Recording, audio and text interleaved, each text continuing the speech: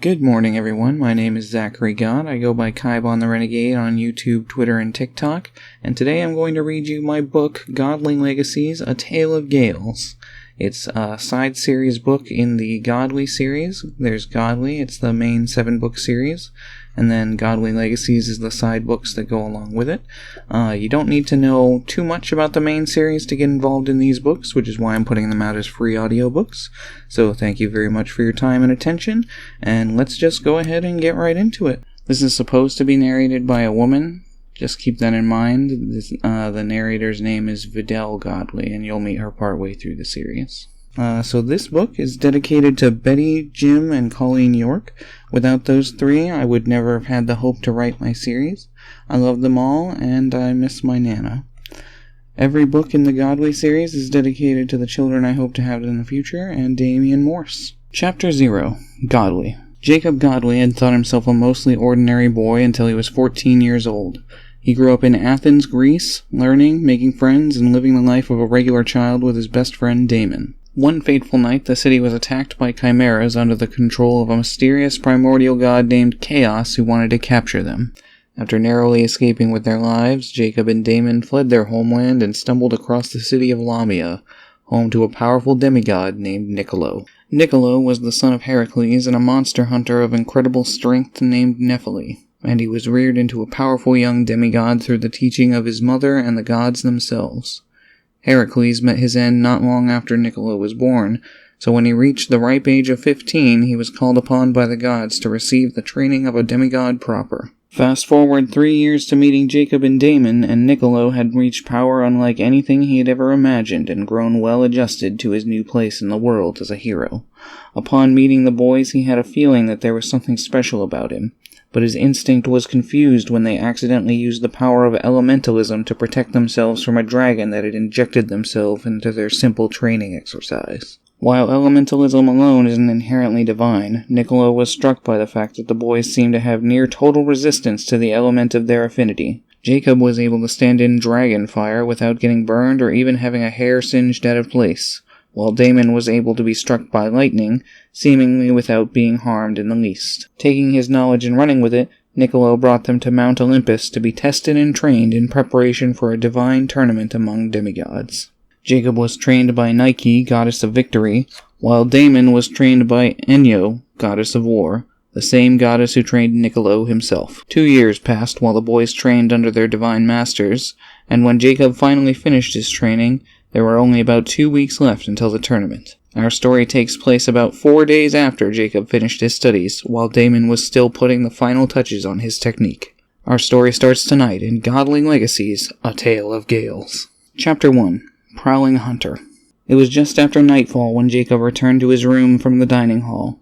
Olympus was a bountiful, plentiful oasis above the clouds.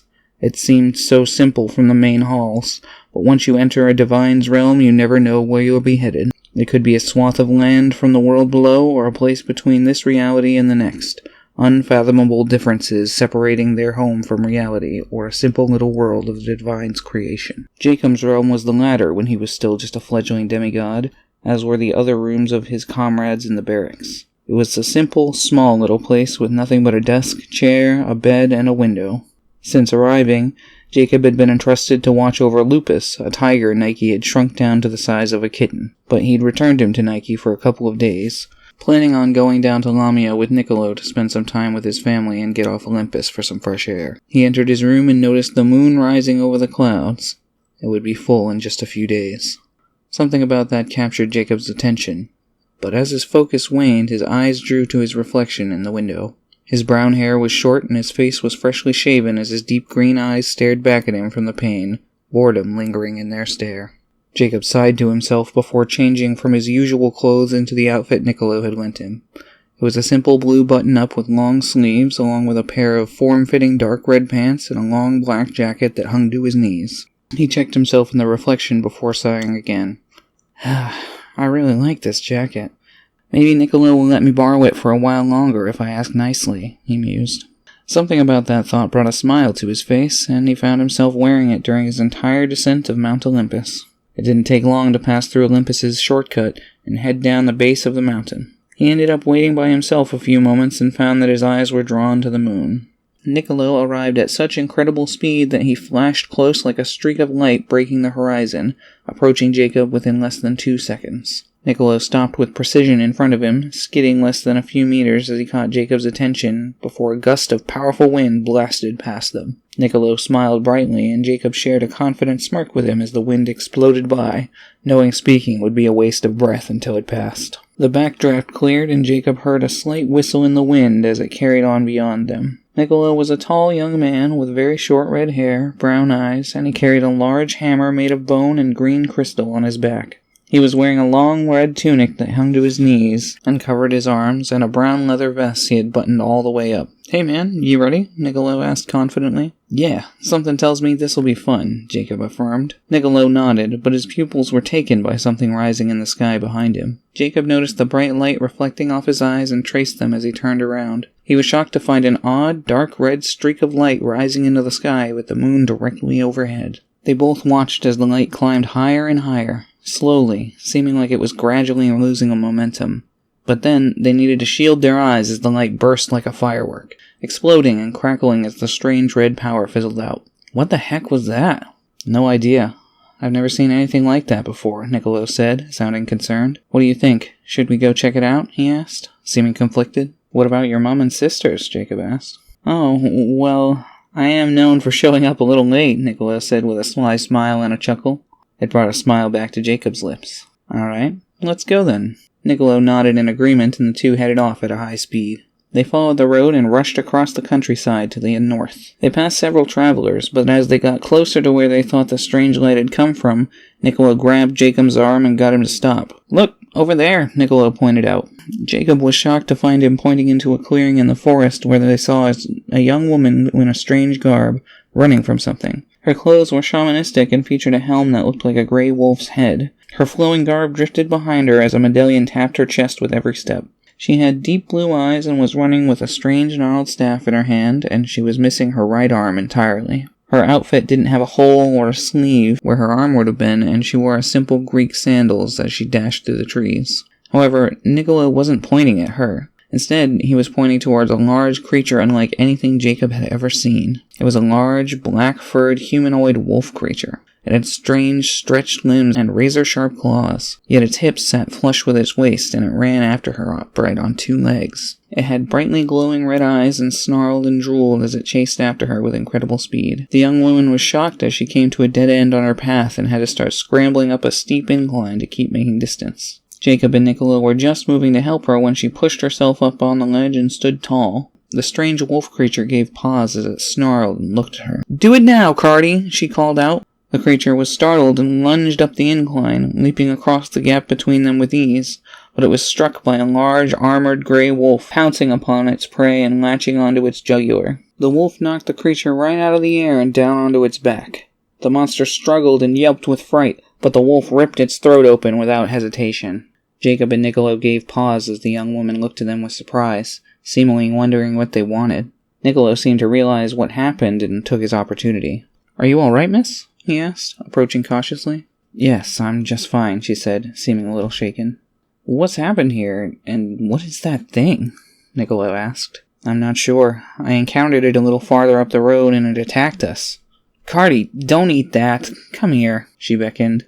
The grey wolf immediately stopped ripping flesh from the creature's bones, swallowed, and approached her. "Good girl. Thank you for protecting me," she said, reaching into a pouch at her side and pulling out a small chunk of cured red meat before handing it to her. Cardi accepted it with a snap of delight and ate it up quickly before pressing the top of her head against the woman's shoulder. She smiled and scratched her ear before standing up and returning her attention to the pair. "We saw you running from that thing and had a mind to come and help you, but I'm glad you're well protected," Niccolo said with a chuckle as he looked down to Cardi. The wolf growled at him, so he stopped. "Yeah, I'll say. I hope there aren't more creatures like that one running around," Jacob said, unable to take his eyes from the odd beast sprawled out on the ground. "Me too. My daughter and ex-husband moved up north to Sofia last year, and I'm worried that monster may have been near their new home," she said, looking concerned. After a moment, she met their eyes and offered them each a handshake. "I'm Lial of Thomas, and this is my companion, Loyal Cardosa." "Nice to meet you. I'm Jacob of Athens," he introduced as he shook her hand. "And I'm Niccolo of Lamia." "Nice to meet you." So, what brings you two so far north? Lial asked. Well, we saw this strange red light shoot up into the sky, and we sort of fancy ourselves as adventurers. Right, Jacob? Niccolo said, stifling a chuckle and nudging him with his elbow. Jacob nodded in reply. Oh, you saw it too? That's one of the big reasons I decided to come up this way in the first place, Lial explained with concern. So that light drew you in too, Jacob remarked, putting a hand to his chin. Yes, I saw it about 3 days ago, and I've been traveling north ever since. I wanted to check on my family, but also, I've heard tell of a legendary creature who lives around here, Lial said. A legendary creature? And you think it was making that light? Niccolo asked. Lial shrugged. Dunno.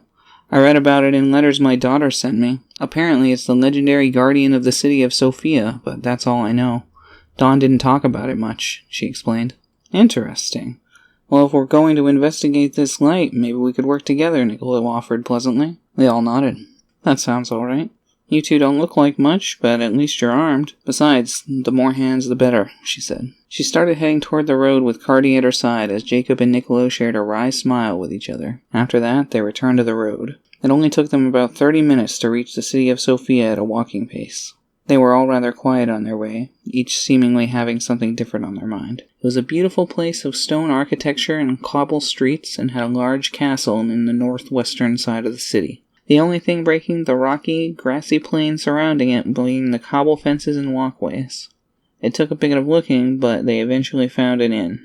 Niccolo was nice enough to cover the cost for Jacob, but Lial didn't rent a room. Hey, how come you aren't getting a room? Jacob asked. Niccolo smirked. She's probably going to stay with her family, he said. But he was surprised when she shook her head. No, I prefer sleeping out under the stars these days. Besides, I don't have any money, Lial said with a shrug, seeming entirely unbothered. Oh, that sucks. I know. Why don't you come stay with us? This inn can offer you a warm meal at the very least, Niccolo offered kindly. Lial seemed to think about it for a moment before she nodded. All right, thank you, she said with a polite bow. Niccolo led them upstairs to the simple 2-bedroom the three of them were going to share, and they all started getting set to relax. Jacob counted them lucky they had a window right where they had seen the light coming from, and it was quite open, so it would be easy to track the light down if it fired off again. He found his eyes glued to the window for the majority of the evening, and noticed Niccolo was also watching when he managed to tear his eyes away. Why don't you take the bed, Jacob, and you can have the other one, Lial, Niccolo offered pleasantly. That's all right. I'll join Cardoza on the floor.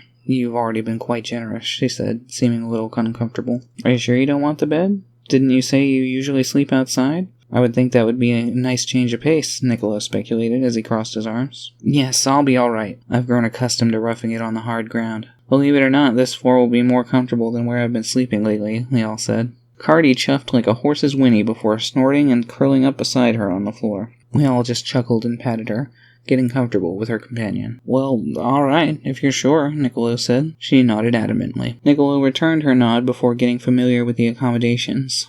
When he was done, he headed down to the kitchen to receive their dinner. While he was away, Lial excused herself to the restroom. When Niccolo returned, he asked, Where'd Lial go? Restroom, Jacob replied quickly. It's still pretty early. Part of me wants to get a jump on gathering info for tomorrow, he said, crossing his arms. Some part of me feels the same, but I'm way too tired, Niccolo said with a yawn. Jacob looked to his friend as Niccolo sat down and rested his eyes, a tray with 3 bowls of soup and some bread on his lap. Okay, Jacob said with a somewhat frustrated sigh. Niccolo opened his eyes with a wry look in them before passing Jacob his bowl and chuckling to himself. You're always overeager, huh? Niccolo asked. Jacob shrugged to himself. I guess so. I just want to feel free to go at my own pace, he explained. Just as he spoke, Lial returned. She entered, and Niccolo offered her some soup by simply handing it out to her. She accepted as she heard the end of Jacob's words and smiled softly. You want to be free, huh? I get that, she said, looking away. Well, kind of. I've just never really felt in control of my own life, Jacob explained. No one seemed to have anything to say as they looked down into their bowls. Jacob thought a moment before deciding to change the subject. What about you, Lial? What are you looking to get free of? Oh, nothing these days. In fact, I'm freer now than I've ever been. The only thing I want to be free of now is my worrying heart. But being a mother, something tells me that'll never go away, she explained with a fond smile. Oh, worrying about your daughter, right? Niccolo asked, making her nod. Yeah, that makes sense. My mom tells me she worries about me all the time, he said, with a bright smile as he scratched the back of his head. It brought a smile to Lial's face, too. Oh, come on. It's not like she has anything to worry about, Jacob said, making Niccolo chuckle. Maybe, but parents always worry about their kids. It's just normal, Niccolo replied. I think that's true, but some parents have more reason than others, Lial said, suddenly looking dejected. Jacob and Niccolo glanced at each other, clearly able to see the concern written in the creases of Lial's face. Like what? Niccolo asked after a moment of uncomfortable silence. Well, while that light is worrisome, if I'm honest, I actually came to check on my daughter. My ex-husband, Randolphus, is, well, he's not a bad father anyway. He's just a little... I'm not sure what the right word is. Foolish, maybe. Foolish? Like he makes a lot of mistakes? Jacob asked. Yes and no. Please forgive me for dodging the question. I just don't want to speak ill of him, Lial explained, unable to look them in the eyes. What do you mean? Niccolo asked, sharing Jacob's concern. Well, he doesn't mean any harm by them, but he's very short-sighted about the future and always cooks up these odd get-rich-quick schemes that never work, and sometimes they have consequences, she explained, putting down her bowl and grabbing her side in discomfort. Consequences? You mean he's hurting people? Niccolo asked sternly, a grim look in his eye. Not on purpose, but he has before, yes, Lial explained. I was born in Thomas, but I'm not welcome there anymore because we were exiled after he tried selling some juniper berries he'd found a whole lot of. If he'd even bothered to ask me what they were, I could have told him they were poisonous in a moment, but he got 4 people sick and 2 were found dead before he was stopped, she said, cringing hard at what her ex-husband had done. They all sat in silence for several moments. Foolish sounds like a pretty apt description if you ask me, Niccolo said quietly, his fists clenched around the bottom of his tunic. Jacob just nodded, unable to express his discomfort. Yes, exactly. After we were exiled, I divorced him, but recently I stopped getting letters from Dawn, and I have to admit, I'm terrified that something's happened, Lial said, grabbing her side a little tighter. Cardosa sensed her great discomfort and moved a little closer, curling up beside her with her head facing her master. Lial seemingly unconsciously reached down and patted her, her body slowly starting to untense. Shouldn't we go find out what's going on? Jacob asked after a moment. Not yet, Lial said, surprising him. Why not? He replied. Because I haven't worked up the courage to face it if something really has happened, she replied. Jacob felt her pain but said nothing. She sighed and reached down for her bowl. She filled her spoon and lifted it to her lips, but paused a moment before losing her appetite completely as she returned the spoon to her bowl. Cardosa whined quietly. She smiled weakly and scratched Cardi's chin before placing the bowl down for her loyal companion. Chapter 2. Rising Stars. Everyone picked at their food for a little while, but no one finished, and they all remained rather quiet through the rest of the evening. Jacob had great trouble sleeping that night, the howling of wolves haunting his waking dreams as he tossed and turned in bed. In the morn, Jacob awoke before the sun rose, as he often did, but his companions were still out cold. He got up and stretched himself out, but as his back popped and released his stiffness, Cardosa jumped with surprise. The gray wolf looked around until she seemed to notice the only thing moving in the room was Jacob. But then he noticed something. They had all put their bowls on the table to clean up in the morning, but beside them was a small wooden box about the size of a ring box. The bowls were empty, and the leftover bread was missing. Jacob walked over to the box and picked it up to examine it. He opened it up and was shocked to find it completely full of a strange red liquid. He stuck his finger into the liquid hesitantly before pulling it out and sniffing it. Is this blood? He asked himself with surprise. He was so loud about it he accidentally woke Niccolo and Lial. Blood? What happened? Niccolo said drowsily as he pulled himself out of bed and started stumbling over. Lial seemed quite curious too and came over to see. I don't know. Have either of you guys seen this strange box before? He asked, gesturing to it. They both shook their heads. Cardosa started to growl as she stared at it, but no one seemed to know what was going on. I don't know where it came from either, but it's full of something, Jacob explained, showing them the blood on his fingertip. Lial carefully opened the box and peered inside. Seeming quite curious, she pulled a glove onto her hand using her teeth and dipped her finger inside as well. Without hesitation, she popped the little bit into her mouth and grimaced. Yep, that's blood all right. What the heck is this about? Is someone trying to scare us or something? Niccolo said, crossing his arms. I don't know. I've never seen anything like this, Jacob said. Is this a prank? Lial asked him. No, I'm just as lost as you are, Jacob decried. Well, I guess all we can do now is keep our guard up, Niccolo said. Jacob nodded grimly and Lial swallowed hard. After that, the three took to the streets to try and either find out where Randolphus and Dawn were living, or about the strange light. By lunchtime, they had heard little about either, though several people had mentioned seeing the light at least once and confirmed it always came from the same direction. They took a quick break for lunch at a small restaurant with outdoor seating. When they were nearly finished, everyone was surprised to hear a little girl gasp with surprise close by. "Cardi? So that means... Mommy!" the young girl said with excitement, catching everyone's attention. She was a small little thing who looked no older than 4 and came running the second she spotted her mother and old friend. Leon looked relieved to see her daughter all right and snatched her up in a big hug. "Oh my goodness, Dawn, I'm so happy to see you, sweetheart," she said, nuzzling her joyfully. "What are you doing here?" she asked with excitement. "Why, I came to see you, of course," Leon replied as Cardi sniffed at Dawn with visible excitement. "How are you doing, dear one?" "I'm good. I really missed you lately," Dawn answered, a little sheepishly. "I've missed you too. How come you stopped sending letters?" Leon asked with concern. "What? But I've been waiting to get one back from you," Dawn said. "Really? You didn't get my last reply? I sent some raspberry jam with it," Leon said. Dawn shook her head. "Oh, that's too bad. Well, at least I get to see you now," she said happily. "Yeah, this is great! Now we can play together," Dawn said with unyielding excitement. "Definitely. Just let Mommy finish her lunch and we'll play for a while, okay?" she asked. Dawn nodded with great enthusiasm. "Good girl. Did you eat lunch?" She nodded again. "Okay, well, do you want to play with Cardi while you wait?" "Yeah!" Dawn said, pumping her fists with excitement. Leon smiled at her daughter and reached into her backpack before pulling out a thick rope with several knots in it. She handed it to her daughter and Dawn ran off with Cardi to play tug-of-war. "Cute kid," Niccolo remarked with a wide smile. "Thank you. She's my pride and joy," Leon said with a bright smile. Her levity brought Jacob some relief from the anxiety he'd started to feel when he saw that strange box this morning. After they finished, Dawn led them to a local park where there was plenty of space to play. They enjoyed playing together for a few hours, but when Leon was sure her daughter was satisfied, they all regrouped into a tight circle to sit and talk for a while. "So, honey, how's Daddy?" Leon asked nervously. "He's really good. He works a lot now, but he still spends his days off with me," Dawn explained happily. That brought a smile to all their faces. "He's working a regular job now? That's really good. What does he do?" she asked. "He's a mercenary," she replied. "A what?" "A mercenary. You know, someone who takes money for doing lots of different jobs. Like a handyman," Dawn explained. "Oh, a mercenary," Leon replied. "Yeah, that's what I said, a mercenary," Dawn said with a happy nod. "Honey, I know that's probably just how your father explained to you, but that's not really what a mercenary is," Leon said calmly. Dawn seemed surprised.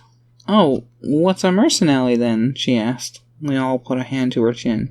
"A mercenary is someone who's hired as a soldier or bodyguard," Niccolo said quickly. Leon nodded and looked back to her daughter.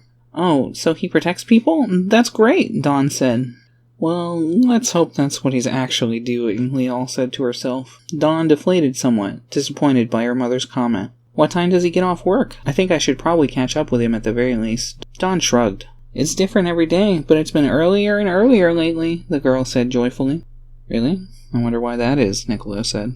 "Maybe he's made enough money that he can take some time for himself if he wants to," Jacob offered. Niccolo shrugged, but Leon looked away with narrowed eyes. His attention was taken when a man approached. He was a tall, skinny man with short blonde hair that parted down the middle and fanned out on both sides. And he had brown eyes with a scraggly goatee. He wore a simple blue robe with a black cloak wrapped tightly around him and was missing 4 or 5 of his front teeth on top. "Hey, sweetie. And good to see you too, Leon. How have you been?" the man asked. Leon actually looked a bit starstruck by him, as if something surprised her. "Randy, you look really good, actually," she said, seeming somewhat perplexed by that. "Thanks, things have really been looking up for me lately," he said pleasantly. "So, what brings you here?" "I hadn't gotten a reply to the letter I sent almost 3 weeks ago, but it looks like the courier never made it," Leon said, sounding concerned. "Oh, we were starting to wonder why you hadn't replied yet, weren't we, kiddo?" Randy asked. Dawn nodded happily, clinging to her mother with pride. "So, who are those guys? Friends of yours?" "These are Jacob and Niccolo, a couple friends I met on the road. Although, speaking of that, have you seen that strange light at night? The one that shoots up toward the moon?" Leon asked. "Yeah!" Dawn exclaimed with excitement. "No," Randy replied, catching Dawn's attention. "What? Yes, you have. I tried to show you last week," she said. "Honey, you tried to show me last week, but I missed it, remember?" Randy corrected. Oh yeah, Dawn said, putting a finger to her lips. You should try and look for it. It seems to always be early, just as the moon is rising. It seemed odd, and since I hadn't heard from you, I decided to come and check it out for myself. Coincidentally, that's what these two are doing here. They're interested in looking into it too, they all explained, gesturing to Jacob and Niccolo. They waved awkwardly as Randy put a hand to his chin.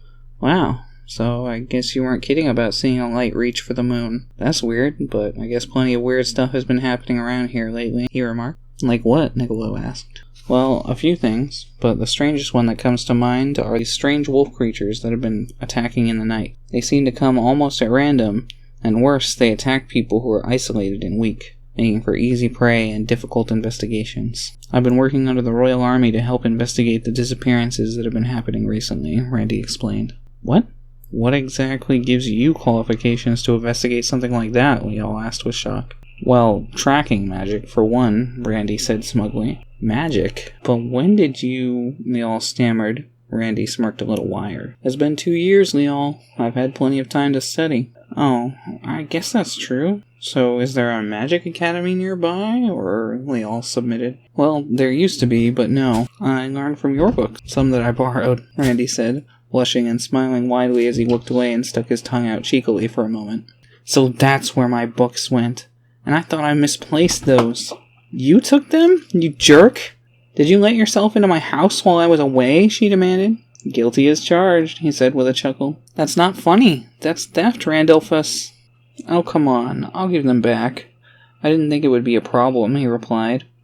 Carty growled at him as Leal did. You'd better give them back. How dare you break into my house and steal from me, Leal said. Seriously? You told me I was welcome any time, Randy said. I meant if you needed a place to stay, especially while you've got Dawn with you. Ugh, whatever, let's just go to your place so I can get my books. Jacob, Niccolo, I'll meet you back at the inn, Leal said, getting up and starting to march off with Dawn at her arm and Carty at her side. Randy sighed, shrugged, and followed her off. Jacob and Niccolo watched them go before looking to each other, unsure of what to do next. Want to go look for more information about that light or the wolf creatures? Niccolo asked after a couple of minutes, sounding a little conflicted. Yeah, we might as well keep looking, Jacob agreed. Chapter 3.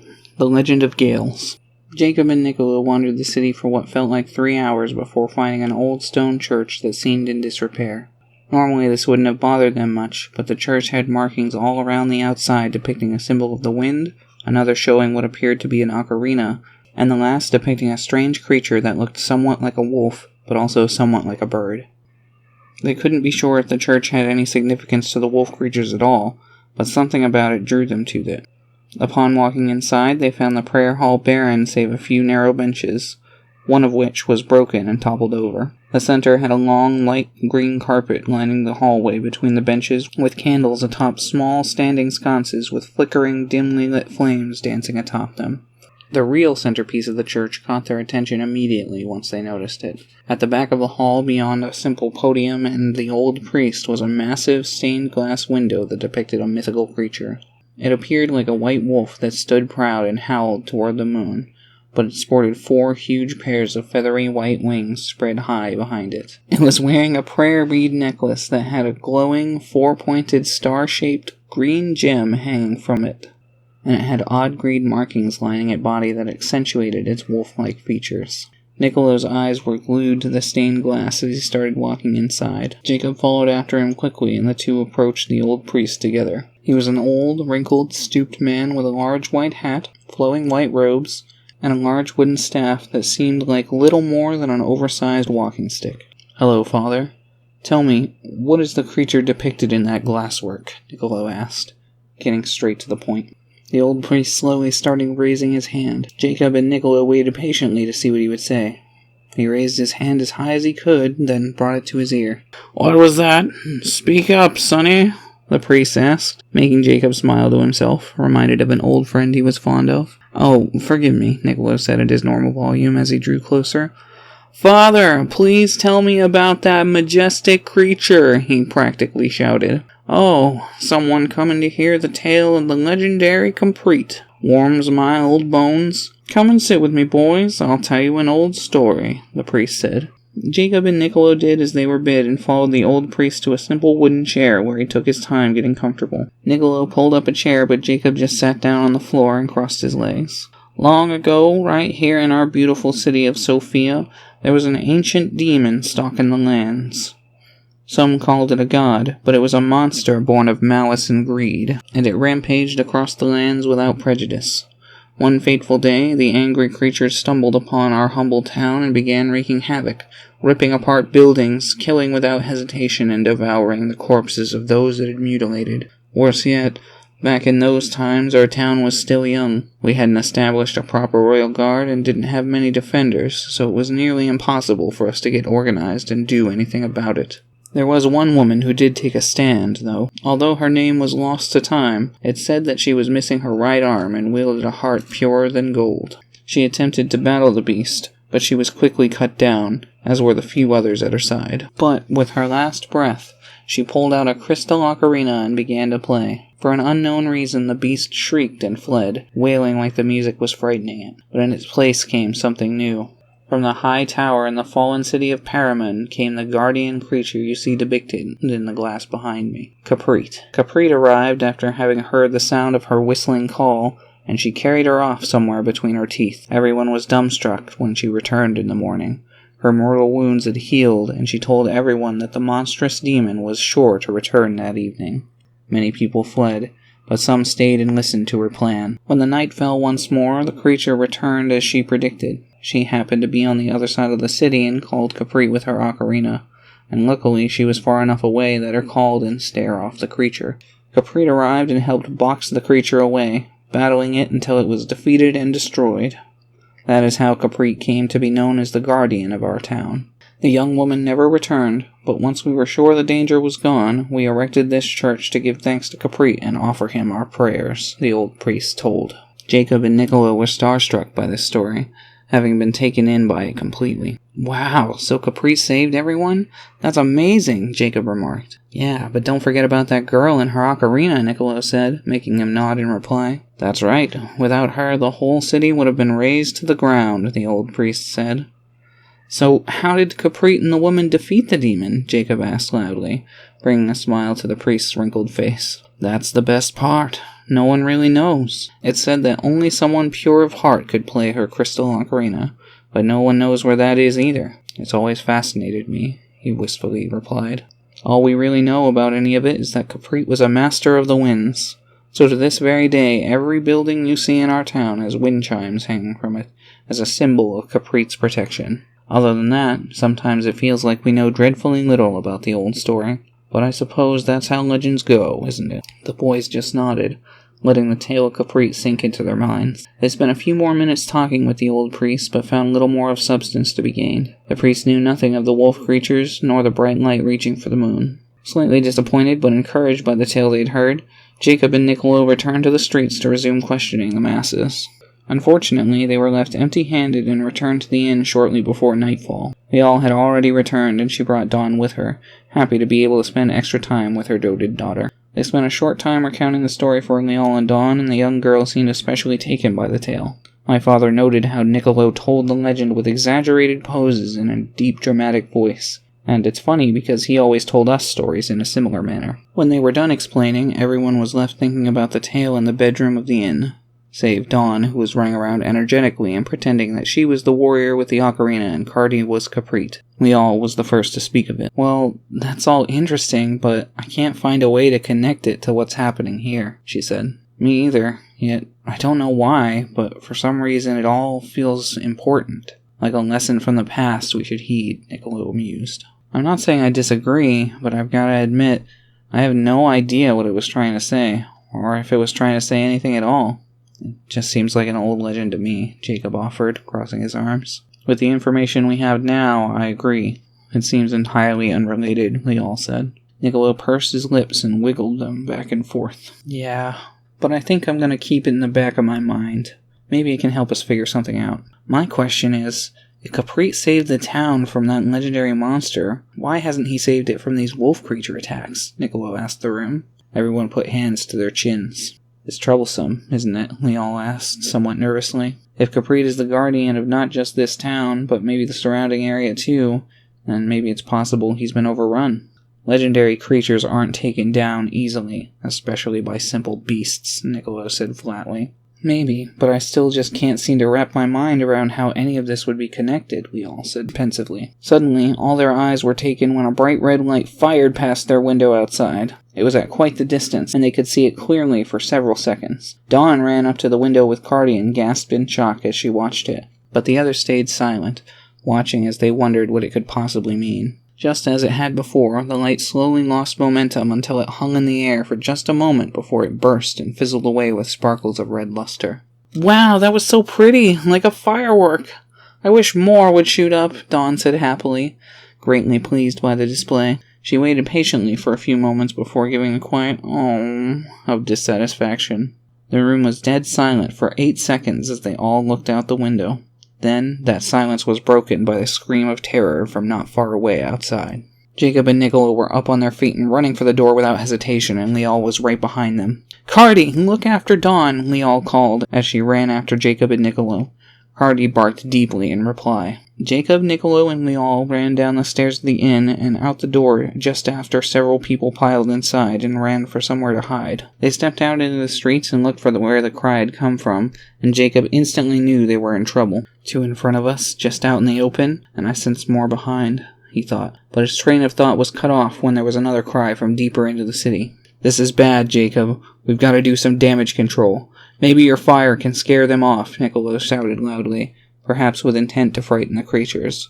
But it seemed to backfire as both stocky, shambling wolf creatures came running at them, and 2 more came from behind. Jacob knew exactly what to do, and spun a furiously burning wheel of flames that surrounded them and made the creatures back off. They seemed somewhat frightened by the fire and started fleeing. 1 wolf creature started toward the entrance of the inn. Jacob leaped straight at it and nailed it in the cheek with his heel, caving in part of its face and sending it bouncing through the dirt. The wolf creature yelped and scrambled to run from him, so Jacob let it go, but he could feel the other 3 from before sneaking up to converge on him now that he'd left the circle of flame. 1 was coming from close by on a side street, and Jacob could see him. The other 2 were coming from behind the inn. Jacob drew his blade, and the wolf creature he could see stopped cold, still out of sight of Niccolo. Jacob made eye contact with Niccolo, pointed to both of his own eyes, and then pointed to the wolf he could see. Niccolo nodded. Without warning, he turned and headed around the side of the building, expecting to surprise the 2 sneaking behind, but it seemed they got the jump on him instead, having climbed the inn and dropping down on him in an ambush. He batted 1 aside with a powerful kick that sent it spinning, but the other wolf creature slashed him across the face. Jacob recoiled before recovering and lashing out with a slash of his own, ripping the creature open from hip to shoulder. It whimpered and yelped as it held its chest and fled in terror, routing the other wolf and making it flee as well. Jacob ran to check up on Niccolo, and as he'd expected, his companion had coated the hands and feet of the monster with crystal, making it unable to move. "Everyone all right?" he asked. Lial and Niccolo nodded. "Yeah, I'm fine.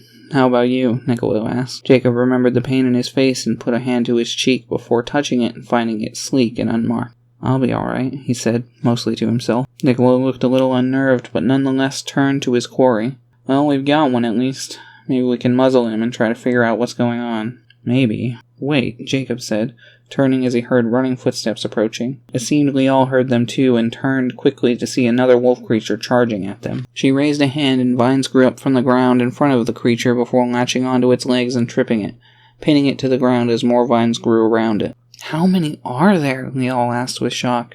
But just as she did so, suddenly they heard something. At first it was very quiet, like a whisper on the wind.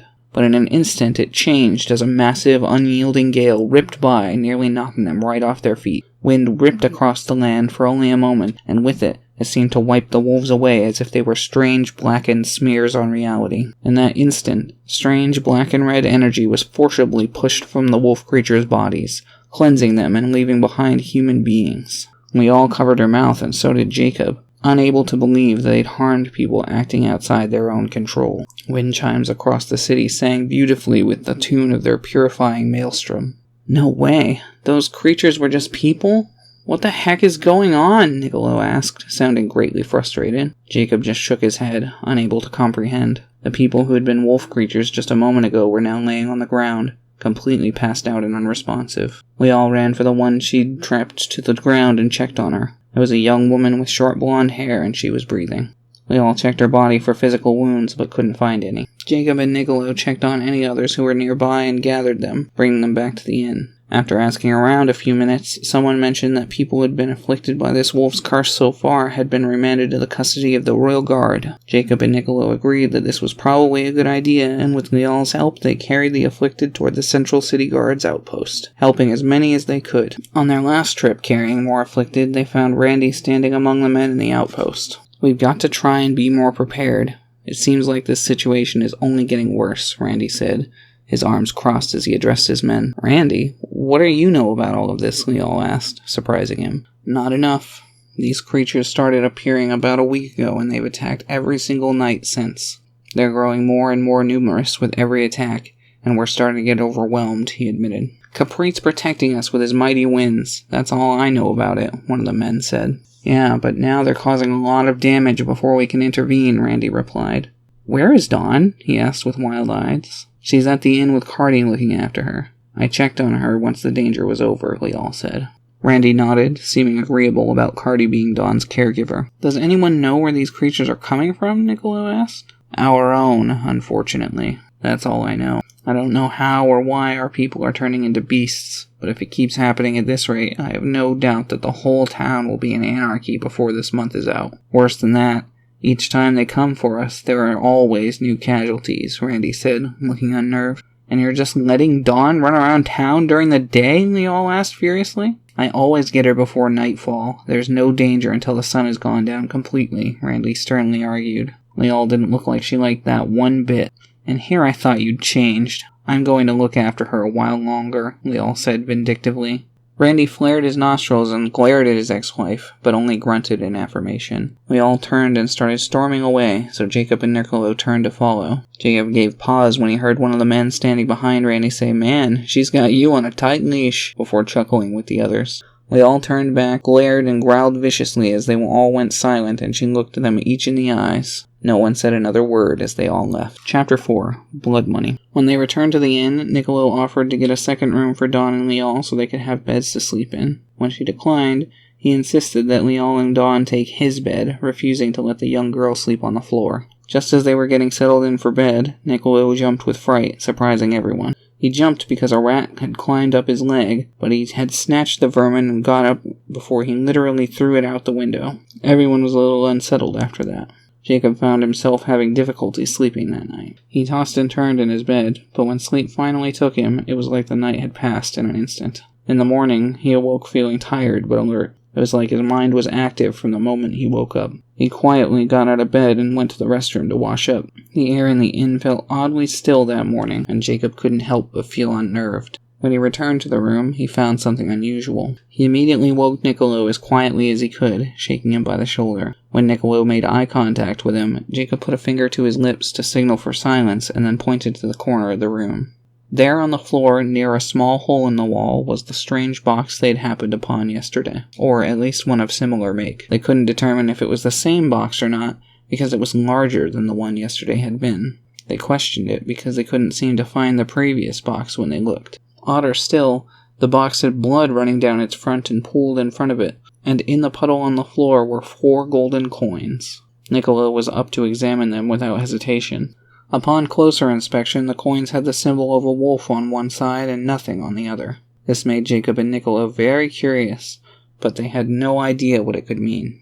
To top that off, the coins weren't the only thing laying in the pool of blood. There were also 2 chewed-up, gnarled rats that seemed partially digested. Our young warriors couldn't make heads or tails of what they were seeing, but managed to remain mostly silent about it. Niccolo decided to clean up the mess and picked up the box, wiping it down and putting it in its coins on the table. Then he wiped up the blood and threw away the rat tails. When he was done, he examined the coins, but couldn't seem to discern much about them. He made note of the wolf marking on one side, tested its weight and balance, and even bit it to test its authenticity. It looked like he might have bitten a little too hard, pulling the coin from his mouth and holding a hand to his lips as a tear fell down the side of his face. Dawn woke up at the crack of daylight, and she wanted to play right away, seemingly full of energy and excitement to be spending time with her mom. Lial was woken up by her daughter, and although she didn't exactly seem pleased, she didn't seem like she minded that much either. She laid in bed and smiled as she watched her beloved daughter play with her loyal companion. Dawn hopped up on the chair to take the high ground when she spotted the coins laying on the table. She picked one up in each hand and held them high before saying, "Monies!" in a silly, excited voice. Leal tilted her head and got out of bed immediately, calling her daughter over to her. Leal took one of the coins from her and examined it with great scrutiny. "Weird, right?" Niccolo asked. "I've never seen anything like it before." "Where did this come from?" she asked with shock. "Dunno. We found them next to that box from yesterday," Jacob replied. You found it? That's unusual," Leal remarked. "We've actually got more to tell you about, but it would be best done away from virgin ears," Niccolo said carefully. Dawn tilted her head. They quickly headed into the small closet, but their conversation couldn't escape Jacob's keen hearing. "We found those coins in that strange box from yesterday in a pool of blood. I don't know what's going on with them, but something very odd is happening here." "Blood? Was someone attacked?" Leal asked. "No, I don't think so. I know it seems strange, but I think the blood might have been coming from that box. But I just really have no idea," Niccolo explained with the best of his ability. Jacob had wanted to listen further, but Dawn approached him with Cardi at her side. "Mr. Jacob, are these coins bad?" she asked, holding the one still in her hand up to him. "I don't know, but something tells me they might be," Jacob replied. "Oh, why do you think that?" she asked. "Well, because we don't know where they came from or what they're good for," he explained. "What do you mean? They're just monies?" she asked. "Yeah, I guess money is just money to you, huh?" Jacob asked. She tilted her head. "It's okay. I feel like we can figure this out if we all put our heads together. Even if this money is bad, hopefully there's something we can do about it." "Oh, so if these monies are bad, then is someone who has a lot of monies bad?" she asked. "Not always. Why are you asking?" Jacob asked in reply. She smiled, shook her head, and put her hands behind her back as she looked away. "No reason," she said, looking to Cardi. The grey wolf gazed at her with great love in her eyes, and it brought a brighter smile to Dawn's face. Jacob couldn't help but smile too. Niccolo and Leal left the closet and sat down with everyone. "Alright, so we have more new developments. What should we do now?" Leal asked. "I think we should take the morning to go and check out that fallen city the legend told about. And then we can come back for a late lunch and some more questioning. That way we're still here when night falls," Niccolo said, looking to the others for their approval. "That would probably be for the best, but I kinda wanted to try and find the source of that light," Jacob said. Niccolo put a hand to his chin. "Maybe you're right," he said. "Maybe, but I'd rather be here protecting the town. There's definitely plenty of odd happenings going on around here, and we don't even know if that light and everything else are connected," Leal rebutted. "I want to agree, but I've actually been thinking about that," Niccolo said, taking everyone's attention. He reached out and took the golden coin from Leal. "Look at the symbol on this coin. It's a wolf. This town is being attacked by its own residents when they unwittingly turn into wolf creatures, and last night they showed up less than 30 seconds after that light went off. If this isn't all connected somehow, I'll eat my shoes." "Fine, but how is it connected? Or what are we going to do about it?" Leal asked. "I'm still not sure yet, but we need to do some field research first, and then hopefully we can find out," Nicholas replied confidently. "Alright, I guess that makes sense. Let's all go get some breakfast, and then I'd like to drop Dawn off with Randy. I don't feel safe marching her off to this old ruin," Leal replied. Jacob and Niccolo agreed with her sentiment and got themselves together. Then they went downstairs to enjoy a light breakfast of porridge and fresh fruit. When they were done, they stepped outside to find Randy approaching. Leal quickly explained their plans to him and promptly returned Dawn to his custody. They were just starting off toward the ruins when Randy called out to them from behind. "Hey, wait! I thought I'd give you this, Leal," Randy said, sounding loving yet bashful. He untied a large sack seemingly full to the brim with coin from his belt and offered it to his ex-wife. Leal eyed him very suspiciously, and her eyes went wide when she felt the weight of the bag's heft in her hands. "Money? Oh, so that's why you're doing so well. One of your get-rich-quick schemes finally worked for you, eh?" Leal asked, seeming annoyed. "What? You seriously think I didn't learn anything after what happened in Thomas? I earned that money, Leal, and I really don't appreciate you saying things like that in front of our daughter," Randy retorted. "Then why are you giving it to me? To help you pay for the inn and make sure Dawn stays well-fed? It's not like you have any money," Randy accused. Leal seemed frustrated but didn't argue about it anymore, hanging her head in shame. But then she seemed to get an idea and opened the sack, pulling a golden coin from it. The coin had the symbol of the wolf etched into it, just like those Jacob and Niccolo had found that morning. "Where did you get this?" Leal asked, raising everyone's suspicions. What do you mean, where did I get it? I just told you I earned it, Randy decried. I've seen the currency merchants in this town use, and it doesn't bear this symbol. So where did you get it? Leal accused, holding the coin up to him. Randy suddenly looked shocked, and he was starting to sweat as he took a step back. What do you mean? That's the currency I get paid in, he said, seeming at a loss for words. Really now? Alright, fine. What's your supervisor's name? Leal asked, making him cringe. I don't have one. I'm the leader of my own unit, Randy explained. Then who pays you? Niccolo asked sharply, seeming to have caught on as well. The Royal Treasury, Randy replied weakly. Alright, we'll see you later then, Leal said, starting off toward the palace. Niccolo and Jacob waved goodbye to Dawn and followed after her mother. So, why are we going to the palace? I thought we were headed to those ruins, Jacob asked Niccolo.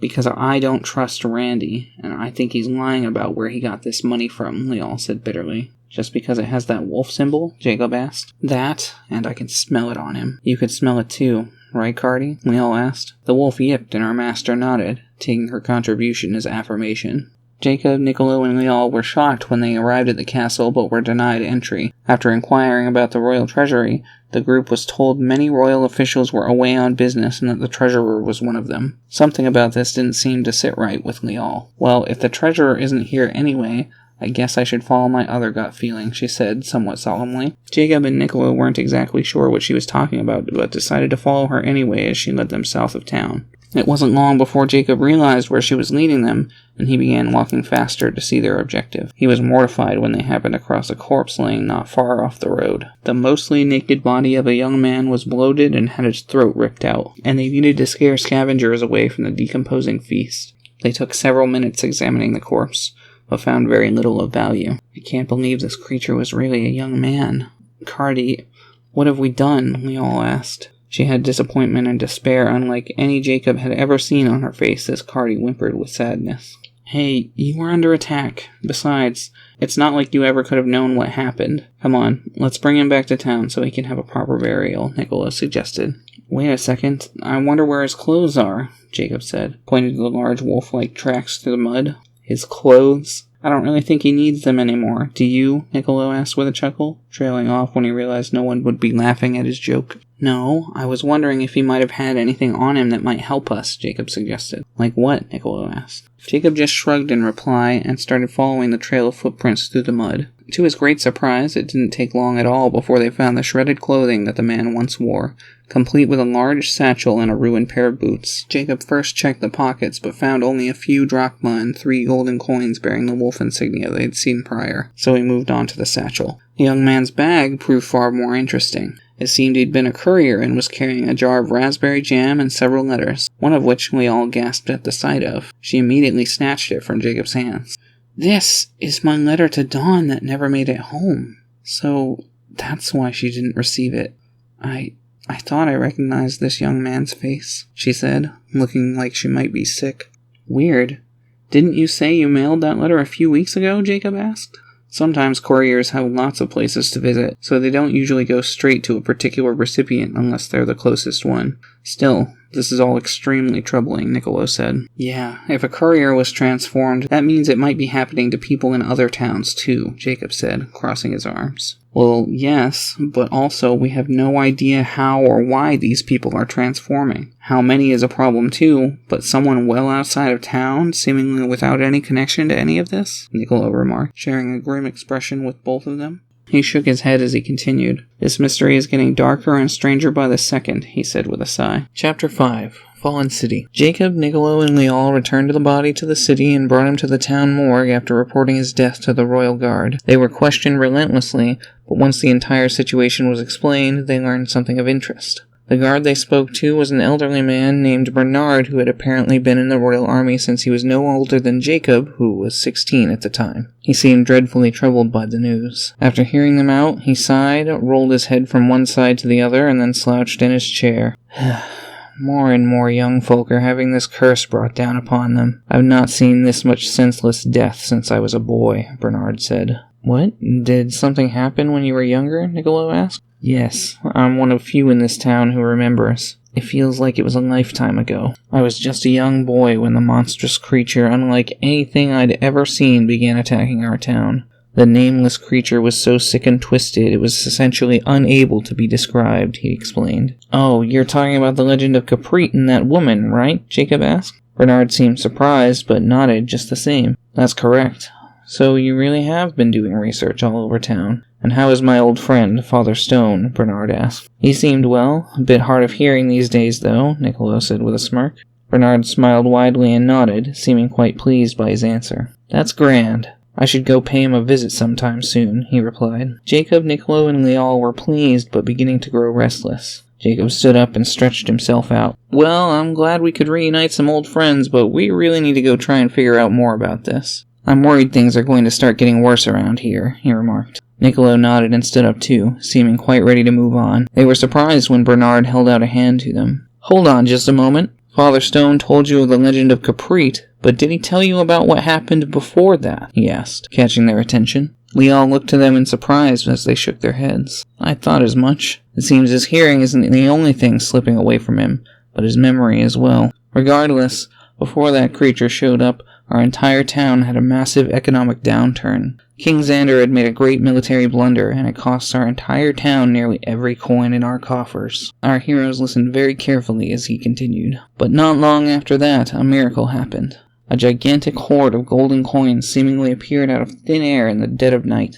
Bernard reached into his pocket and pulled out one golden coin, showing them the wolf insignia upon one side. The coins looked exactly like this, but the strange part is what happened next. I suppose it wasn't that strange. People were hungry and desperate, and when they saw a massive pile of coin in the square, something seemed to come over some of them. Even my father was overcome, immediately running home and grabbing up the largest sack he could find, getting my brothers and I to come and help him. We filled the sack with coins and brought it back home, but he still didn't seem satisfied. We filled 3 more smaller sacks before the entire pile had been picked up by the town. There were several who'd gotten nothing in the short time the pile was in the square, and they began pleading with those like my family who had taken as much as they could carry. We were just as poor as they were, and my father simply ignored their cries. I was glad he didn't notice it when I stole a sack of coin and gave it to the family of my best friend. But then, just like now, people began transforming into horrible creatures when night fell. The strange part was, just after they transformed, the entire town shook with a howling gale unlike anything I've ever felt. And as the wind rushed across their new forms, the people were returned to their former selves, as if the wind itself purified them, Bernard told. So that's why every home around here has wind chimes. The call for Kapreet to protect them, Niccolo remarked quietly. Bernard nodded to him. Yes, that's correct. I've heard tell that other towns nearby have similar legends and often keep wind chimes close at hand. But there's still a little more to my story, Bernard said, making them give pause. You see, after Kapreet made that strange monster leave town for good, something beyond unusual happened. My father had been keeping our sack of coin under the floorboards in our home, and we went to gather some coin to buy some food with. But when we opened the floor, our nostrils were assaulted by an awful stench. We checked in the bag to find it soaked in blood, but there was no money inside, no signs of a struggle, and we had no idea where our coins had gone. Jacob and Niccolo exchanged glances, unsure of exactly what that could mean. Bernard held up the coin and eyed it. These coins look exactly the same, but I have no idea what that really means. All I know is, my prayers lay with Kapreet.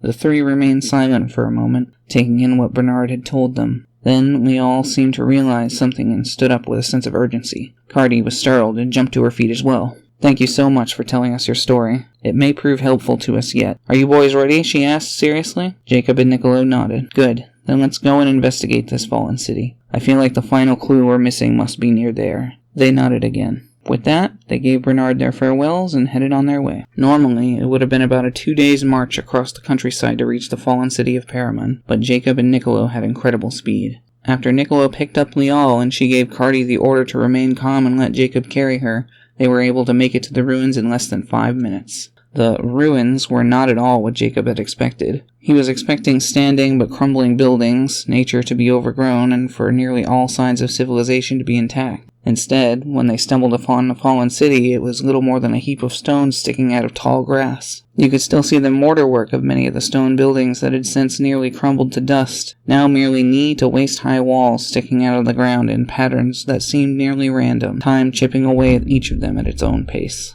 They set Leal and Cardi on their feet as they took in what remained of Paramon. Niccolo whistled loudly. Wow, this place has seen better days, he remarked. That's for sure, Jacob agreed. I doubt we're going to be finding much of use here, but there's no harm in looking, Niccolo replied. Leal nodded as her eyes carefully examined the stone decay. Why don't we split up and search? That way we can cover more ground, she suggested. But I don't really know what we're looking for, Jacob said, making Niccolo raise a hand to his chin. Anything that might lead us to answers about these creatures, the money, or maybe even Kapreet, she explained. Hardy yipped in affirmation as Jacob nodded in understanding. They spent several hours combing the ruins, but with little success. They found one somewhat intact building that had no ceiling, but several books were preserved in a turned-over bookshelf inside. The problem was they couldn't read any of them. Frustrated but determined, the three returned to their search, remaining fruitless through what would normally be lunchtime and into the afternoon. Once the sun began to fall from the sky, Jacob heard Niccolo call for them. "Hey, you guys! I found something! Come on, let's get a look at it together," he called as he came closer. He waited to see that they'd heard him before leading them off toward some overgrown woods near the fallen city's edge. Jacob dusted himself off and followed at a quick walking pace with Leal, glad to be finished going through old ruins like an archaeologist looking for artifacts. The ruined stone path set in the ground was already overgrown with grass and weeds, but as they crossed the line of trees into the forest, the path became even more broken and fragmented. Tree roots stuck up from under the stones and wildflowers were barely surviving, choked out by the tall grass under the tree canopy. It wasn't more than a few minutes before the ruined path brought them to a large clearing in the forest that caught their attention for many reasons, the most prominent of which being a large stone fountain in the center. Its highest basin stood taller than Jacob, but what was truly notable about the fountain was above even that. Floating, centered above the tallest basin, was a strange green crystal or gemstone set in a golden star. It just hovered there, shining brightly in the slowly fading sunlight. It immediately took Jacob's attention, and he noticed that, so he decided to take pains to examine the rest of the area. He instantly noticed something amiss. There was no grass at all in the clearing. No weeds, no flowers, seemingly nothing at all. The broken stone path continued past the fountain a short way, but ended abruptly. Jacob couldn't tell what made the fountain run, but despite all the ruined buildings in town and a few steps away, this fountain seemed in pristine condition and was still pouring water from one layered basin to the next. Niccolo seemed to notice him examining everything else as he and Leal tried to glean anything they could about the fountain, and decided to follow suit. But he couldn't seem to find anything either. So Jacob decided to focus his attention on the crystal gemstone. He set his mind to figuring out what it must be there for, but he couldn't seem to discern anything. "What do you think that gemstone's for?" he asked anyone with an answer. "Something tells me this would tell us, but just like those books earlier, I can't read it," Leal said with frustration as she gestured to a small inscription on a placard on the ground in front of the fountain. Jacob had been so distracted by everything else he hadn't even noticed it. "Damn. What good is speaking all languages if we can't read them, too?" Niccolo said, sounding annoyed. "What?" Leal asked with shock. Nothing," he replied quickly. "Anyway, we need someone to translate this for us." "Yeah, I guess we could do... Niccolo, don't you feel like you've seen that gemstone somewhere before?" Jacob asked, pointing up to it. "Now that you mention it, yeah, I do. But I can't seem to remember where," he recalled. "Yeah, me too. I feel like that gem must be the key to all of this somehow," Jacob replied. "Maybe, but we probably shouldn't mess with it until we understand more about it," Leal said as she knelt down and pulled a piece of parchment from her backpack. She had to set it down and reach inside again until she found her pencil. She popped the pencil in her mouth, sat down, crossed her legs, set the parchment on her lap, then took the pencil and started copying the strange inscription from the placard. "What are you doing?" Jacob asked. "I'm copying this down. That way we won't have to bring someone out here to get it translated. We can just bring it to them and have our answers more quickly," she explained. Niccolo seemed impressed as he nodded. "Good plan," he remarked. Jacob felt something come over him as he looked back to the gemstone, and he instinctually reached out for it. Niccolo didn't hesitate and snatched him by the wrist before he could touch it. "Hey, what are you thinking?" he asked carefully. I don't know. "Something just told me to touch it," Jacob explained, shaking the cobwebs from his mind as he came back to himself. "Something?" Niccolo asked carefully. Jacob noticed his eyes were wide. "Yeah, some weird feeling I got," he explained. Niccolo smirked. "What, like a gut feeling? Alright, go ahead then," he replied as he released him, gesturing toward the floating gemstone. "Maybe we shouldn't," Leal interjected, sounding nervous. Maybe, but what harm could it do? Niccolo asked, making Jacob and Lial both gulp with unease. I don't know. Maybe it could do some good? Jacob asked. The color seemed to drain from Niccolo's face when he heard the uncertainty in his voice. I don't know what good ever comes from messing with ancient artifacts, but if you think you can handle whatever might happen, I guess all I can do is trust you, Lial said, gritting her teeth. She put away her pencil and parchment before standing up and slinging her backpack over her shoulder and taking several steps back from the fountain. She watched with great discomfort as Jacob decided what he would do. Slowly and carefully, he reached up toward the gemstone. It felt like an eternity as he slowly reached his hand as high as it would go. But just as his fingertip touched the golden star the gem was set in, Jacob froze when he heard a voice call out to him. Wait, please, don't touch that, the quiet voice called. Jacob immediately withdrew his hand and looked around for the source of the voice, but he didn't see anyone. Not a moment later, 8 or 9 little birds Jacob didn't recognize landed on the fountain in front of them. Birds? What's going on now? Lial asked with frustration as she reapproached. The birds recoiled and hopped away from Cardi, but the loyal wolf didn't falter from Lial's side. Was it you who asked me to stop? Jacob asked the birds, feeling a little silly. Dude, birds can't talk, Niccolo said, seeming bewildered. But he was immediately dumbfounded when one of the birds replied. Please, leave this fountain alone. It must stay standing, a puffed-up little fellow tweeted. I don't want to harm the fountain. I just wanted to get a better look at that gemstone up there, Jacob said calmly, hoping to satisfy the birds. They tweeted and chirped with discontent. No, it must stay in place, another bird chirped with alarm. Really? Why's that? Jacob asked. They chirped and tweeted wildly with confusion and unease, but none answered his question. So that gemstone is important, Jacob remarked as he crossed his arms. The birds chirped and tweeted with alarm, and all but the first to speak flew away with the rustling of feathers. You're talking with birds, and all you care about is that stone, Lial asked quietly, seemingly to herself. I don't care about the stone at all. I care about helping Sophia and the other people in danger, Jacob replied, feeling perplexed and a little dejected. Leave this place! Don't come back! The little bird tweeted, but before he could say anything else, he squawked with fright and flew off. Hey, wait! Jacob called after the bird, but his attention was taken by a strange bubbling sound. It sounded like boiling maple syrup being squeezed through a piping bag. Bubbly, wet, squishy, and squelching as it was forced through a tight space. Niccolo and Lial seemed to hear it too, and they all looked around for the source of the noise. Chapter 6. Howling in the Dark. The sun dipped below the horizon and the bubbling sound grew even louder as the moon reached for the sky. Jacob had his attention taken when Lial called for their eyes. Look! What the hell is that? She asked with shock, pointing behind the fountain. Jacob and Niccolo were at her side in a moment. There, behind the fountain, they saw a strange, murky, liquid light of black and red, seemingly seeping up from the ground itself between the broken stones. They all watched in horror as the strange glowing liquid bubbled up from the ground, pooling itself around the fountain. The strange light grew even brighter as it climbed the fountain and fell into the basin, making the water glow an eerie dark red. Before long, the entire fountain was filled with the strange glowing liquid.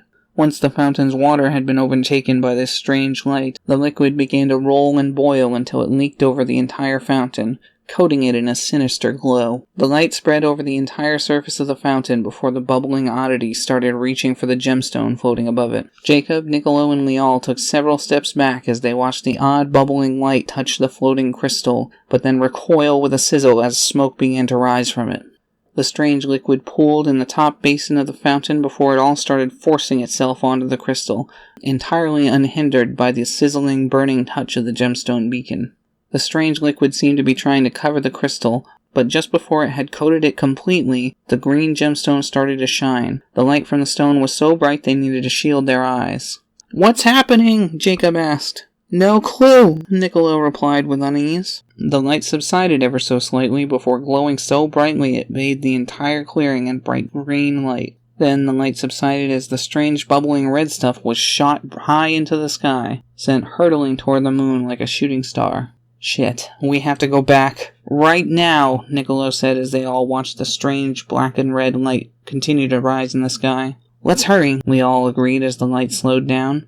It wasn't another moment before it burst and fizzled away like it had the nights prior. "Right," Jacob agreed, grabbing up Cardi as Niccolo picked up Lial. They raced back across the countryside and managed to make it back to Sophia in less than a minute, though they were huffing and puffing when they re-entered the city. "Take us to Randy's! I have to check on Dawn," Lial said urgently. Niccolo was still out of breath, but he responded quickly as he set her down. "Jacob, take Leal to Dawn. I'll see what I can do to help," Niccolo said, red in the face. Jacob set Cardi down and picked up her master without hesitation as the howls of wolves rang out in several directions. Despite being out of breath, his legs weren't going to give out anytime soon, so Jacob leapt high on top of a building before leaping from rooftop to rooftop, crossing the entire city in moments. He jumped down onto the street in front of Randy's house, where they both burst in the front door. Leal ran up the stairs as Jacob put a hand on his chest and doubled over to catch his breath. He was huffing and puffing so hard he gagged when something foul struck his nostrils. "Ugh, what is that smell?" he asked himself. "Dawn, honey?" she called as she pounded up the stairs. There was no response. Leal ran into her daughter's room and only spent a moment inside before running right back out. "She's not in here," she said with fright before running right down the stairs. She ran so frantically that she tripped and fell near the bottom, but Jacob recovered just in time to catch her and put her upright again. "Where else would she be?" Jacob asked quickly. "With Randy, I hope," she said grimly. They headed outside just in time to see Cardi bolting past like a lightning strike. She ran between Randy's and his neighbors' houses and was immediately out of view. Jacob and Leal just barely managed to get around the house fast enough to see Cardi dashing toward Lil Dawn, standing at the edge of the forest. She was holding a ball and backing away from something hidden in the brush. Jacob's legs moved before he could think, and he just barely heard her say, "You have beautiful eyes," in a mix of terror and wonder to the werewolf that was approaching from the trees. The wolf creature lunged just as Jacob grabbed the girl, only leaving him time to put himself in the way of harm and protect her, letting the creature at his exposed back. He covered her on his knees, but was shocked to feel a rush of wind above him as Cardi leaped at the wolf creature and knocked it down. She was just about to tear out its throat when Leal called out to her. "Cardi, pin!" she commanded. The wolf stopped short of the werewolf's throat and growled at it with ferocity. The werewolf actually seemed quite frightened and whimpered like a puppy as it struggled to break free. But then, with a howl and a rush of wind, suddenly the wolf form was washed away from the person like a breeze carrying away a leaf, leaving an unconscious person pinned beneath Cardi. The wolf actually looked quite confused and surprised, immediately looking to Leal for direction. "It's okay. Come," Leal said as she approached Jacob. Finally free of his protective instinct, Jacob pulled himself away from Dawn, holding her by the arms as he looked into her little eyes. "Are you alright?" he asked her. Dawn looked like she was about to nod, but then her face slowly started puffing up as she closed her eyes tightly and started going red. Jacob was greatly concerned, but his concern quickly turned to relief as Dawn burst into tears, wailing and going to her mother for comfort. He stood up and took a deep breath, finding the relief brought a smile to his face. "Thank the gods we were in time," he remarked. We all had been comforting Dawn, but she looked to him with grave seriousness in her face. "If we had been even a few seconds later," she said, unable to finish her sentence. Jacob nodded to her. Leal gulped hard and held her daughter a little tighter before picking her up and stepping up to him. "Thank you for trying to save her." "Thank you so much," Leal said, the shock of the moment still weighing heavy. "Don't mention it. If I'm honest, I think I just reacted. Sort of like what Cardi did," he said, looking to the wolf with a smirk. Cardi looked up to him, seemingly smirking back as she let her tongue hang out while she panted lightly. He put his hand out to the wolf and she immediately put her neck to his hand, letting him scratch her gently. "Why don't you guys take a second to try and calm down? I'm gonna bring this guy to the guard outpost," he said, picking up the poor man and carrying him over his shoulder. Leal only responded by holding Dawn tight and burying her face in her daughter's neck. Jacob nodded to himself and headed on his way, assuming it would be best to give them some time alone. He managed to pick up another collapsed citizen on his way and was glad to bump into Niccolo, also carrying people to the outpost. "How'd it go?" Jacob asked. "Well, I managed not to injure any of them, so I'd say as well as it could have." "Is Leal keeping Dawn company?" Niccolo asked in reply as they set the victims down and propped them up against a wall. "You could say that. We had quite the scare. Dawn was outside and nearly got mauled, but Cardi managed to save her. Leal's putting herself back together, and I don't really blame her. When I saw Dawn backing away from the werewolf, my heart stopped and I just moved. I tried to save her, but Cardi beat me to it. Scared the crap out of me," he explained. Niccolo put a hand on his shoulder and squeezed it, offering a gentle smile. "Are you going to be alright?" "Yeah, I'll be fine. I'm honestly more worried about them, and also the townsfolk. This is getting more dangerous with each passing day," Jacob replied. "You're not kidding. I can't believe we've been looking for this long and it still feels like we need more information. Like everything is there in front of us, we're just missing the one piece that could let us puzzle it together," Niccolo said. "Really? I'm surprised it isn't like this most of the time," Jacob replied. Well, I've had a couple mysteries here or there, but usually they either aren't that tough to solve, or it just seems unsolvable entirely. It's kinda weird if you think about it, Niccolo answered with a shrug. What's weird about that? Jacob asked. Mostly just that this one seems so difficult to solve by comparison, he said. Jacob didn't really know what to say about that, racking his brain for anything that might put the pieces together for him. Unfortunately, he was unsuccessful in finding anything of use. He spent a few minutes thinking while Niccolo made a report to the guard, but his train of thought was interrupted when he saw Lial approaching. She was still carrying a now calmed down Dawn, and Cardi was at her side as expected. She walked right up to him and had rage in her eyes. "How is everything?" she asked sharply. "Mostly the same as last night. A couple of casualties, and even more people were transformed than yesterday," Niccolo said as she approached. Jacob pursed his lips in frustration. "Where's Randy?" she asked through her teeth. Niccolo seemed surprised and looked at Jacob, but after seeing neither of them knew, they both shook their heads and shrugged. "Someone here has to know," she said before marching up to the men she'd seen her ex-husband with the night before. "Hey, where's Randy hiding?" "He left for the morgue a little bit ago," one of the men answered. The others corroborated his answer with nods of affirmation. Leal didn't even say thank you. She just turned and walked away. Jacob and Niccolo didn't have much better to do, so they followed her to the morgue. After heading inside, they spoke to a young flamboyant funeral attendant who seemed in low spirits. When asked about Randy, he told them that he had mentioned needing to make a report to the castle. With a quick thank you, they departed again, heading to the castle gate. Unfortunately, they weren't permitted inside, and the guards refused to say whether or not Randy had come or gone, stonewalling them once again. Leal was frustrated but determined, and led them back to Randy's house to wait for him. They waited for somewhere near 2 hours, but Randy still hadn't returned home. Dawn was fast asleep in her mother's arm, Cardi was curled up under her feet, and Niccolo was passed out on the steps. Jacob was completely alert in the warm summer air, and Leal was drowsy but too furious to sleep. The pair talked quietly and watched the fireflies dance through the evening calm until Leal gave up. When Jacob looked up to the sky, he noticed the moon would probably be full tomorrow night. "I'm surprised he's not back yet," Leal said, breaking the silence that had lingered over them for a while now. Jacob needed to clear his throat before he was able to speak. "Yeah, it's getting late. Maybe we should head back to the inn and you can yell at him in the morning," Jacob said, bored but wide awake. "Who says I'm going to yell at him?" Leal asked. "Are you not going to?" "That's surprising. I would. Leaving his little daughter all alone like that. What was he thinking?" "It's not just dangerous, it's stupid," he replied. "Well, I might. You're right about how reckless it was. I just wanted to hear if he had a good reason or not," Leal said, looking like she was doubting herself. "That's fair. If he didn't, though, you should let him have it," Jacob said. "You think so?" she replied, looking somewhat reassured. "Definitely."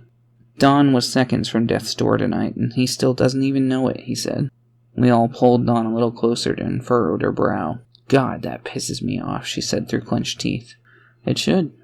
Leal looked him in the eyes, and he met her stare. He could tell she was seeing something in his eyes as she looked from one eye to the other.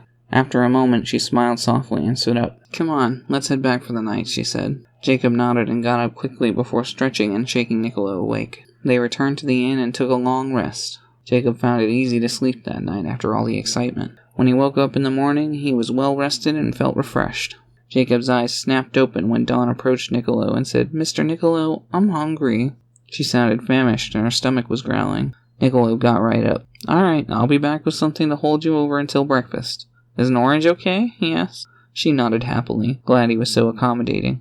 He left right away as Jacob checked their surroundings. Leal was still fast asleep. Cardi was keeping Dawn company and Niccolo was just leaving.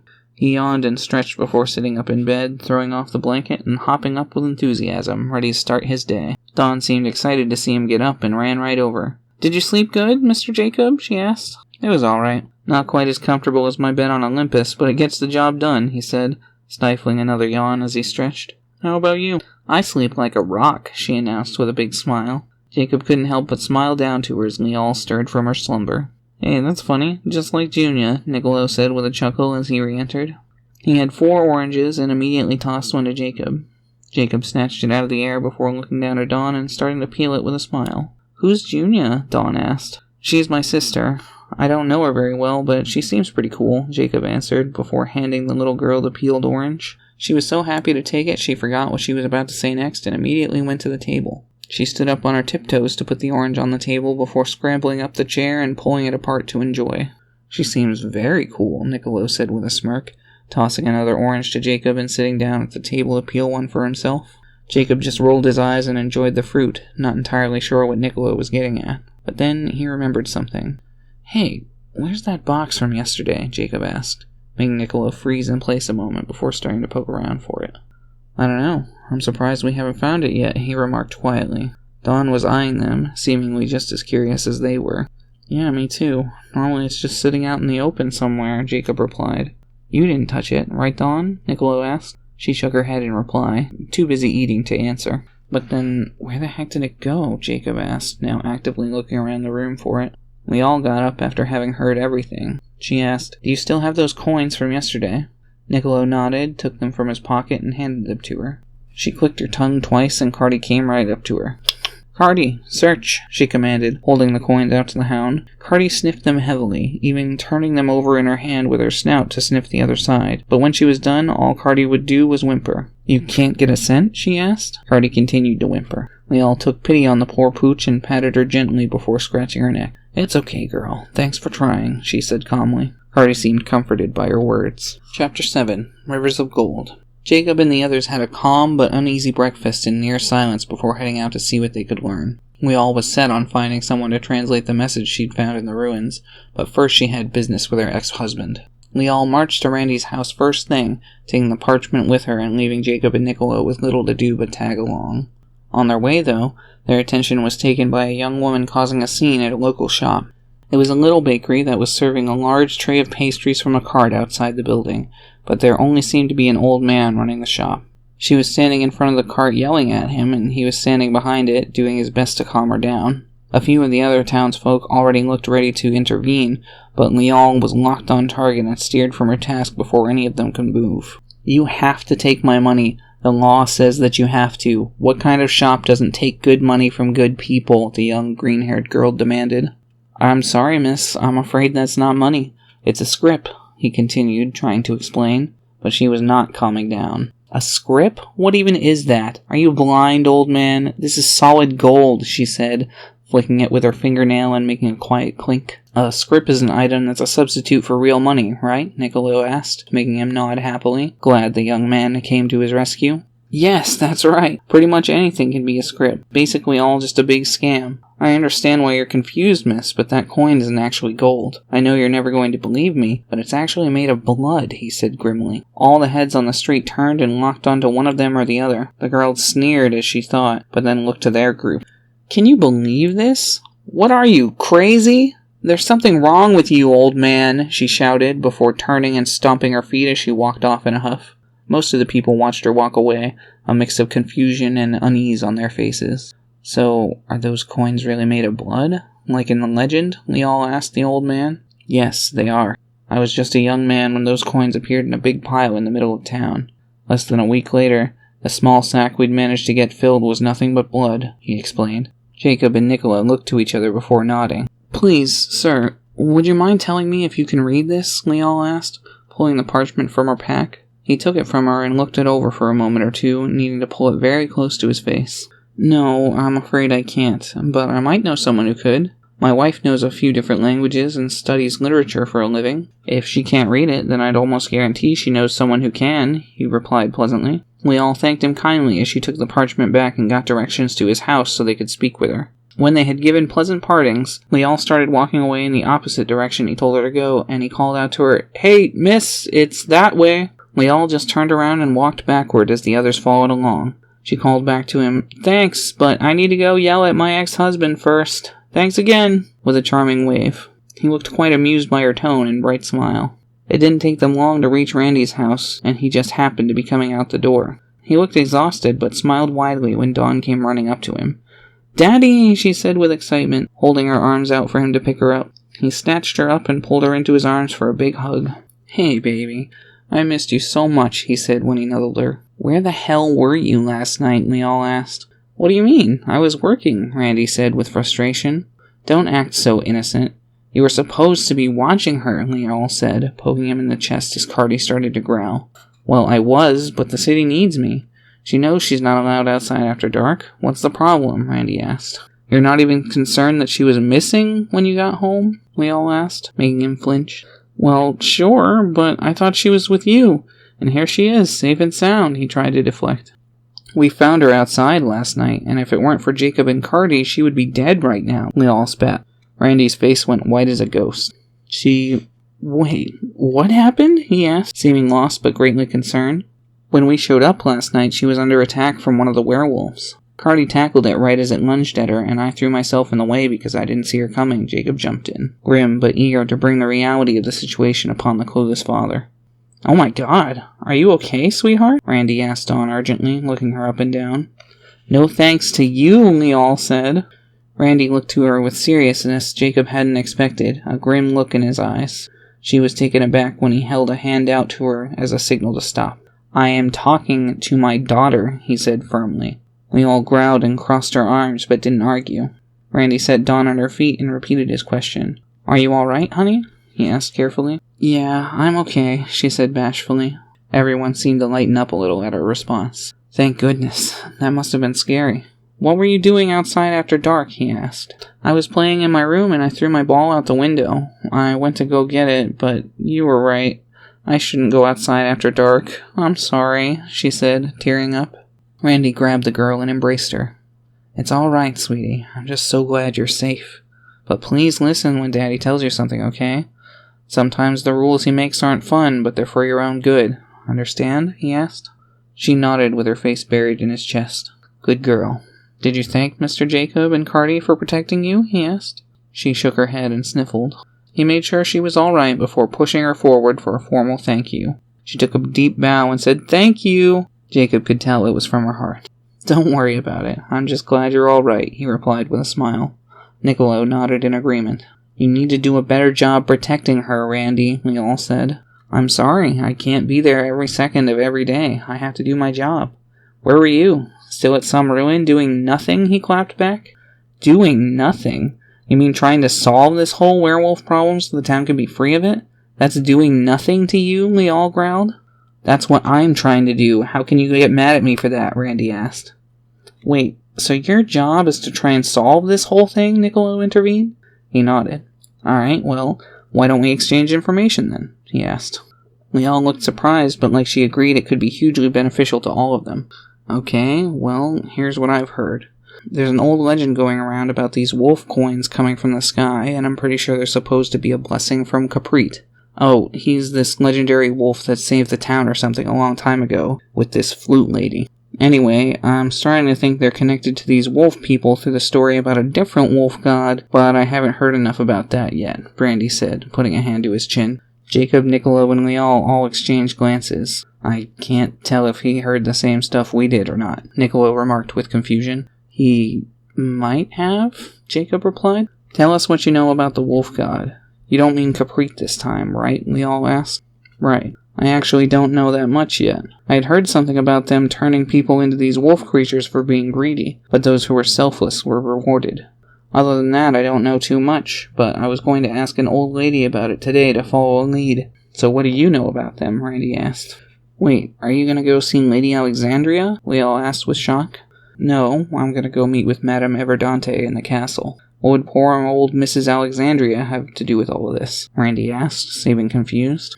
Oh, well, I spoke to a baker that said she could probably translate this old placard we found in the ancient city, Leal said. Really? Interesting. Does it seem like anything special? Randy asked. I mean, yeah, it seemed like it, Niccolo interjected. The bird sure wanted us to leave that fountain alone, he remarked, looking away when Randy gave him a queer look. The birds? Randy asked under his breath. Yeah, it was a little crazy. Anyway, who's this Madame Everdante? Jacob asked, hoping to get back on track. Niccolo and Leal seemed to share in his curiosity. She's the Queen's personal attendant. I've been told she's a druid like we all and might know what's happening to the townsfolk when they transform, Randy explained. Wait, you're a druid, Leal? I guess that does explain a few things, Niccolo said, putting a hand to his chin. Jacob leaned over to Niccolo and cupped a hand in front of his ear. What the heck is a druid? He asked in a hushed tone. Someone with a high attunement to nature, strong affinity for animals, or who uses magic to control nature. Don't worry. It means she's absolutely on our side, Niccolo answered quietly with a smile. Jacob only nodded in reply. Oh shoot, I got so distracted that I'm gonna be late, Randy said, quickly sitting Dawn down. "Hey, can we tag along?" Niccolo asked. Randy looked taken aback. "I'm not sure. Security has been very tight around the castle lately," he replied, tugging at his collar. We all narrowed our eyes. "Well, why don't we try it and find out?" she insisted, immediately marching in the direction of the castle. Randy didn't try to argue. Instead, he picked on back up and followed along with the group. When they got to the gate, Randy was told he was not allowed to bring visitors inside. We all tried to argue, but was immediately shut down under threat of arrest. Randy called to them from the other side of the gate that he would see them later, but Jacob had a plan and pulled his friends aside. "Alright guys, you go on ahead to speak with Mrs. Alexandria. I'm gonna follow Randy and see if I can't find a way to listen in," Jacob said quickly. Niccolo gave him a smirk and a thumbs up, but Leal just put her hand on her hip and asked, "How are you going to follow him?" Jacob responded in kind by leaping atop the stone wall before turning back and seeing the shocked expression on her face. He quickly gave her a cheeky wave and leaped down inside the wall, taking care to remain as out of sight as possible. He had to be careful tracking Randy, but since he used his energy to follow him from afar, with this ability, Jacob could even track through walls or deep into the castle from outside. He followed him for a surprising way, having to go to the castle rooftops to stay close, but eventually he found his way to a large open courtyard that served as an atrium. Inside there were small support structures running high across the upper portions of the walls, meaning Jacob could get very close and remain entirely out of sight. He crouched down and put his hearing to good use, watching closely as Randy approached the woman he assumed to be Madame Everdante. The madam was extremely tall and wore hooded gray robes that hid her eyes, but she had long white hair dangling down from the hood in a pair of braids on each side of her face. She was seated at a small tea table with another woman who looked to be in her mid-40s. She had on a simple white robe and long brown hair that hung down behind her in curls. She had chestnut brown eyes, and the two were sharing a cup of tea and already chatting about something when he arrived. They just shared a quiet laugh together as Randy approached. Jacob was a little surprised when Randy knelt before them. "My queen! I was not expecting to see you today." "It's a pleasure to see you looking well," Randy greeted. "Randolphus, we've been expecting you for a while now. It's impolite to keep royalty waiting," the queen said with a playful grin. "Please forgive my tardiness, Queen Zelda. I got distracted when my ex-wife told me our daughter was attacked last night. I was just so grateful to see her safe and sound," Randy explained. Queen Zelda and Madame Everdante exchanged a pitiable glance. "All is forgiven. Now you've come to see the tapestry, correct?" Zelda asked. Randy looked up and nodded. Zelda gestured for him to stand up, and he did so. "Excellent. I would like to see it as well. Then we can take a progress report of your investigation." "Yes, ma'am," Randy submitted. "Very well. Then I suppose that's my cue," the old madam denoted. "We found this tapestry hidden deep within the castle and thought it might pertain to your investigation." "Bring it on out, boys," she said with a snap of her bony fingers.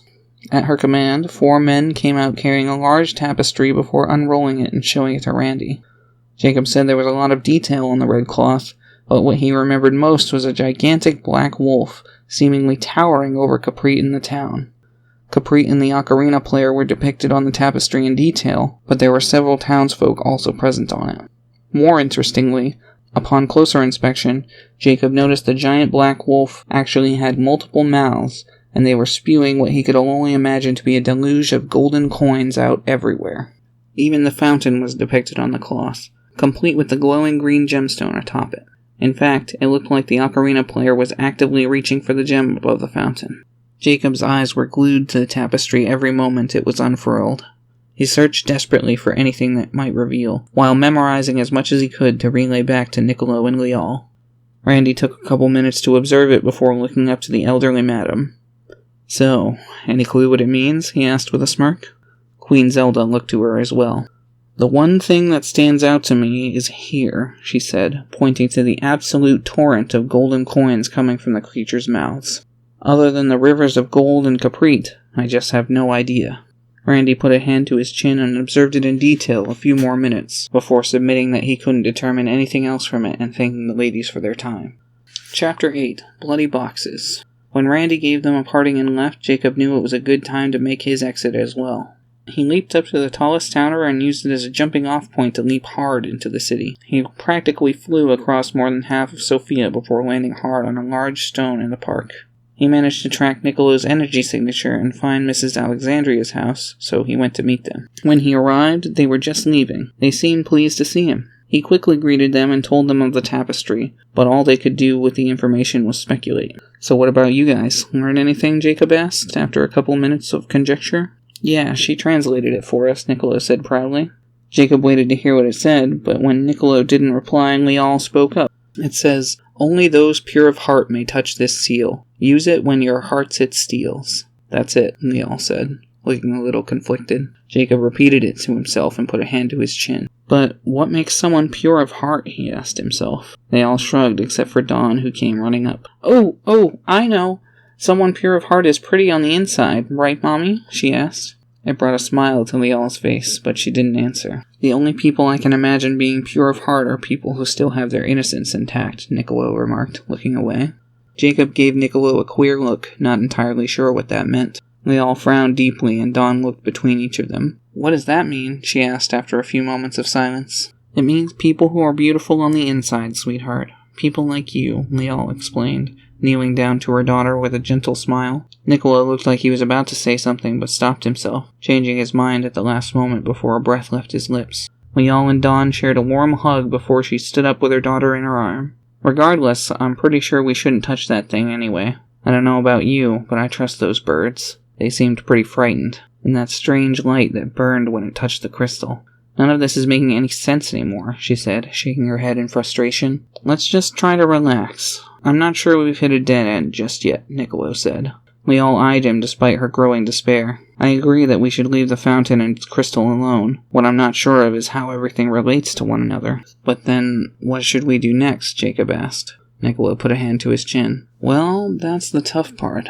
Unless you want to try and sneak back into the castle and get more information from Madame Everdante, I'd say our best option might be to ask that old priest some more about the strange wolf god," he replied. "She didn't really seem like she knew all that much," Jacob answered. He was about to say more when he was surprised by a hailing from behind him. "Hey, I was hoping I could catch you guys here," Randy called out pleasantly as he approached. "So how'd it go? Did you learn anything good?" We all set Dawn down and she went running up to him. He scooped her up with glee. "Yeah, we got it translated and learned that only the pure of heart can remove the crystal, but we didn't learn much else," Lial explained. "Really?" Randy asked, seemingly almost shocked. He looked surprised, but like he recognized something, or maybe something finally made sense to him. Jacob was a little surprised when he seemed to brush it off entirely. "That's great.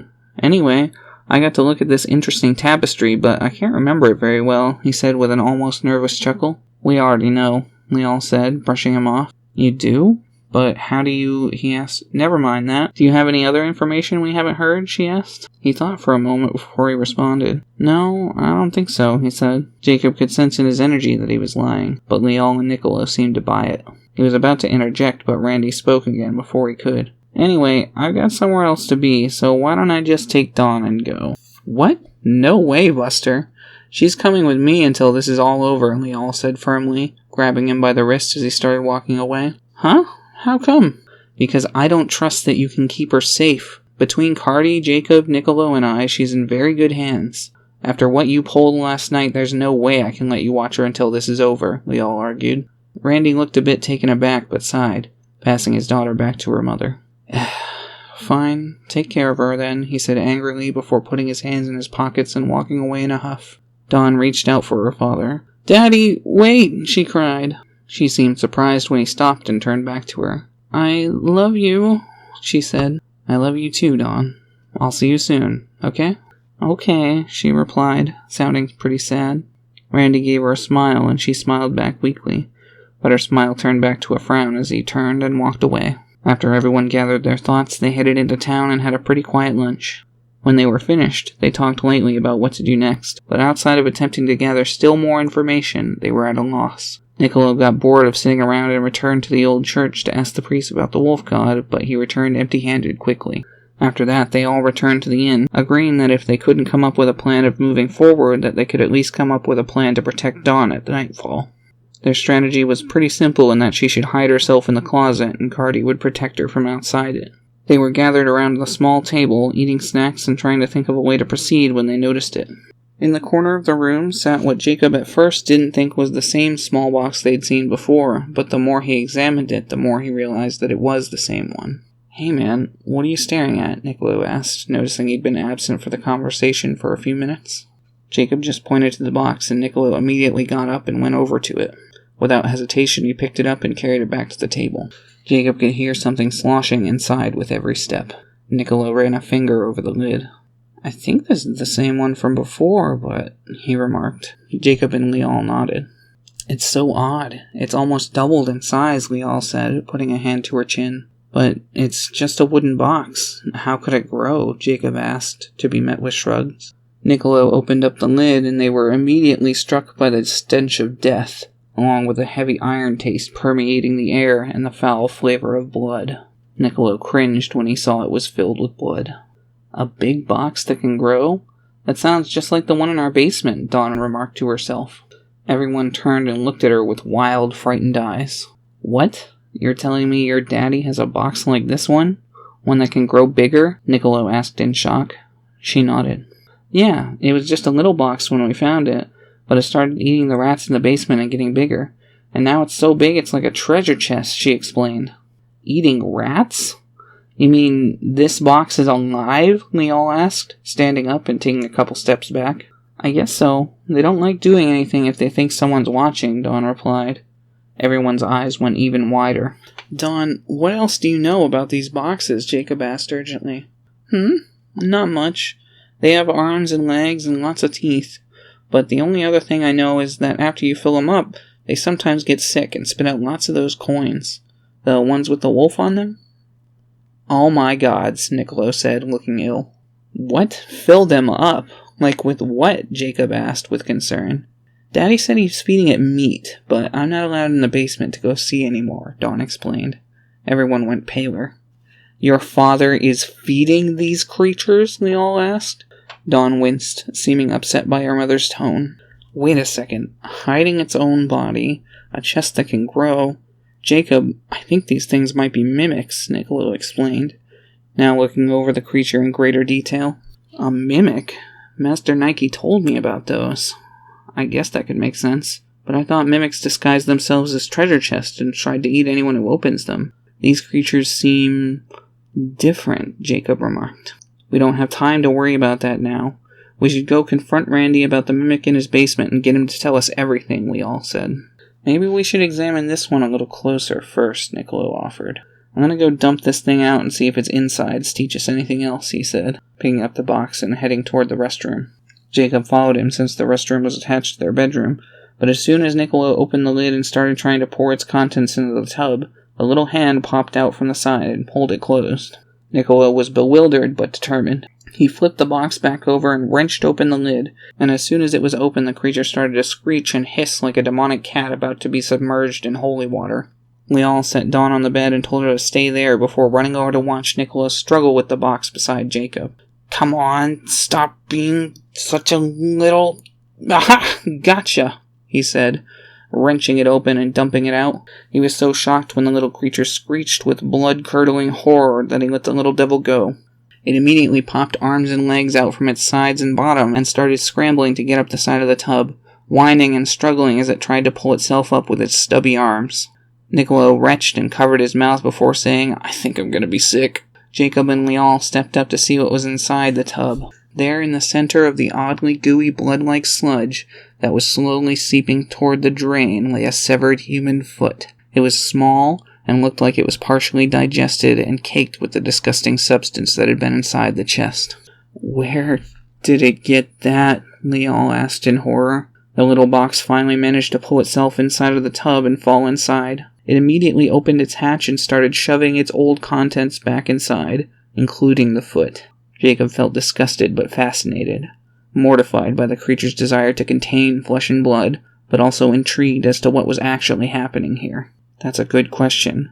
That thing. It's gotta have something to do with all that's been happening. Don't you agree?" Jacob asked.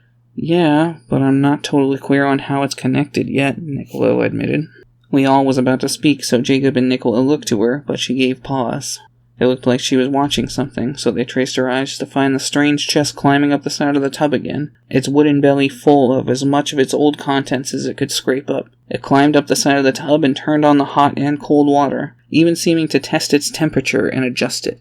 Jacob and the others were captivated and unable to tear their eyes away. When it was satisfied, the little thing hopped back into the tub and let the water fill it up to the brim before it closed its mouth and started climbing out again. It turned off the water, hopped down from the tub, and started walking away in a sloshing waddle. They followed it without question, ensuring it stayed away from Dawn and Cardi. But the little thing brought itself back in the corner it seemed comfortable in, retracted its arms and legs, and seemingly went to sleep with a sigh of relief or contentment. Jacob, Niccolo, and Leal were completely stunned, unable to explain or comprehend what they'd witnessed. At least they were, for about a minute. But then the box took their attention once more by spitting up just a little blood and a pair of golden coins bearing the wolf insignia. Their faces all went pale. "Didn't Randy give you a huge sack of those coins?" Niccolo asked with a gulp. Leal's face went even paler. "We have to go talk to him. Right now," she said grimly. Without warning, she went and scooped up Dawn, calling for Cardi to follow with a click of her tongue as she headed out the door. Jacob and Niccolo followed closely behind, needing to find out more. We all marched up to Randy's house and barged inside without knocking, instead calling his name. When she got no response, she decided to look to her daughter. "Honey, where's the door to the basement?" Dawn just pointed her to it. The group went down the stairs quickly, shocked to find Randy standing down in the basement looking bewildered. He was standing in front of a massive chest the size of a mausoleum's stone coffin, wearing bloody gloves and an apron. But worse was what lay behind him. A huge pile of randomly assorted severed body parts all piled up under a tarp. "Leal, you can't bring her down here. What are you doing?" he asked sharply. "What am I doing? What are you doing feeding that thing? Why do you have a huge pile of corpses? What the hell have you done?" she asked in shock. Before he could answer, everyone jumped with surprise when the large chest started to move behind him. Randy quickly went to Leal's side with fright as the chest stood up on large, powerful legs. The creature bent down and used both arms to scoop up a massive amount of the severed body parts and shoved them into his mouth. Before anyone could question what was happening, the massive creature started toward them and walked right on by, heading up the stairs and making the steps break under its weight. It still managed to push itself up what remained and smash its way through the door frame before smashing through the front door as well.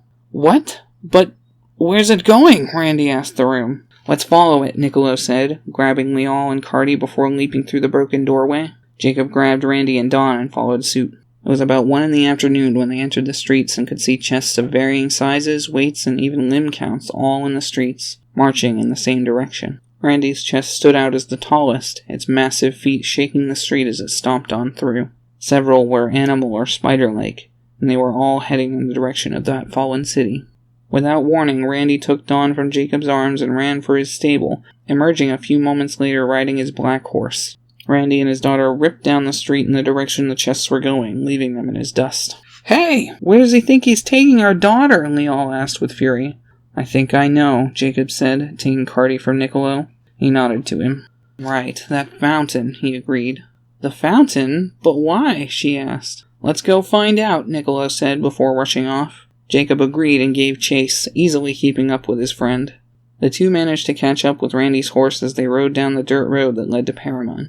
"Hey, where are you taking Dawn? This is way too dangerous for her to be involved," Leal called from Niccolo's arms. "We need someone pure of heart," Randy called back, surprising her. "What?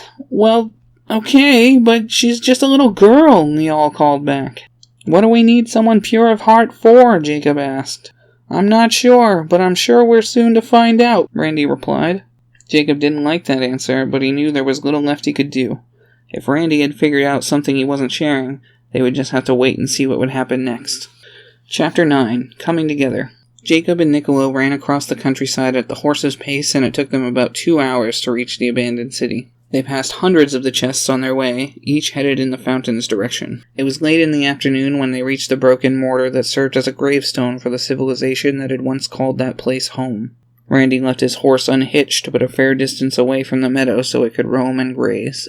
The group approached the fountain together, and even now there were already chests gathering around it. Mimic chests of various shapes, forms, and sizes were all gathered in a circle around the fountain for some unknown purpose. Dawn looked nervous but excited to see so many in one place, her eyes flitting from one to the next as she examined them.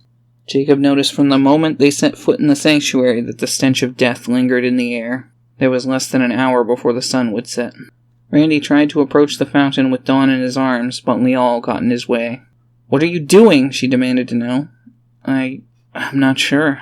I feel like something's calling me," Randy said with uncertainty. Lial snatched little Dawn from his arms. "Then leave our daughter out of it," she insisted. "But it wants me to bring her too," he somberly protested. "You aren't bringing her anywhere near those monsters. You've already caused more than enough trauma for her. There's no way I'm letting you get her killed," she said with a mix of fright and fury. "They won't harm us," Randy argued. "How can you be so sure?" Niccolo said grimly. "I don't know. It's just a feeling I have," Randy explained. "Well, you'll forgive me for not trusting your feelings after all we've been through," Lial said. Randy sighed and nodded, seeming downtrodden at her comment. "I think we should trust him," Jacob said, surprising Niccolo and Lial. "Yeah, it'll be fine," Dawn agreed. "Why's that?" Niccolo asked. "Well, we can probably handle anything that happens, right?" Jacob asked. The slight bags under Niccolo's eyes seemed to deepen for a moment as he thought about what he was asked, but then he smirked to his friend. "You know, you're pretty cocky for someone who's had a speck of power for such a short amount of time," Niccolo teased. "Maybe, but I'm not wrong either, am I?" Jacob asked.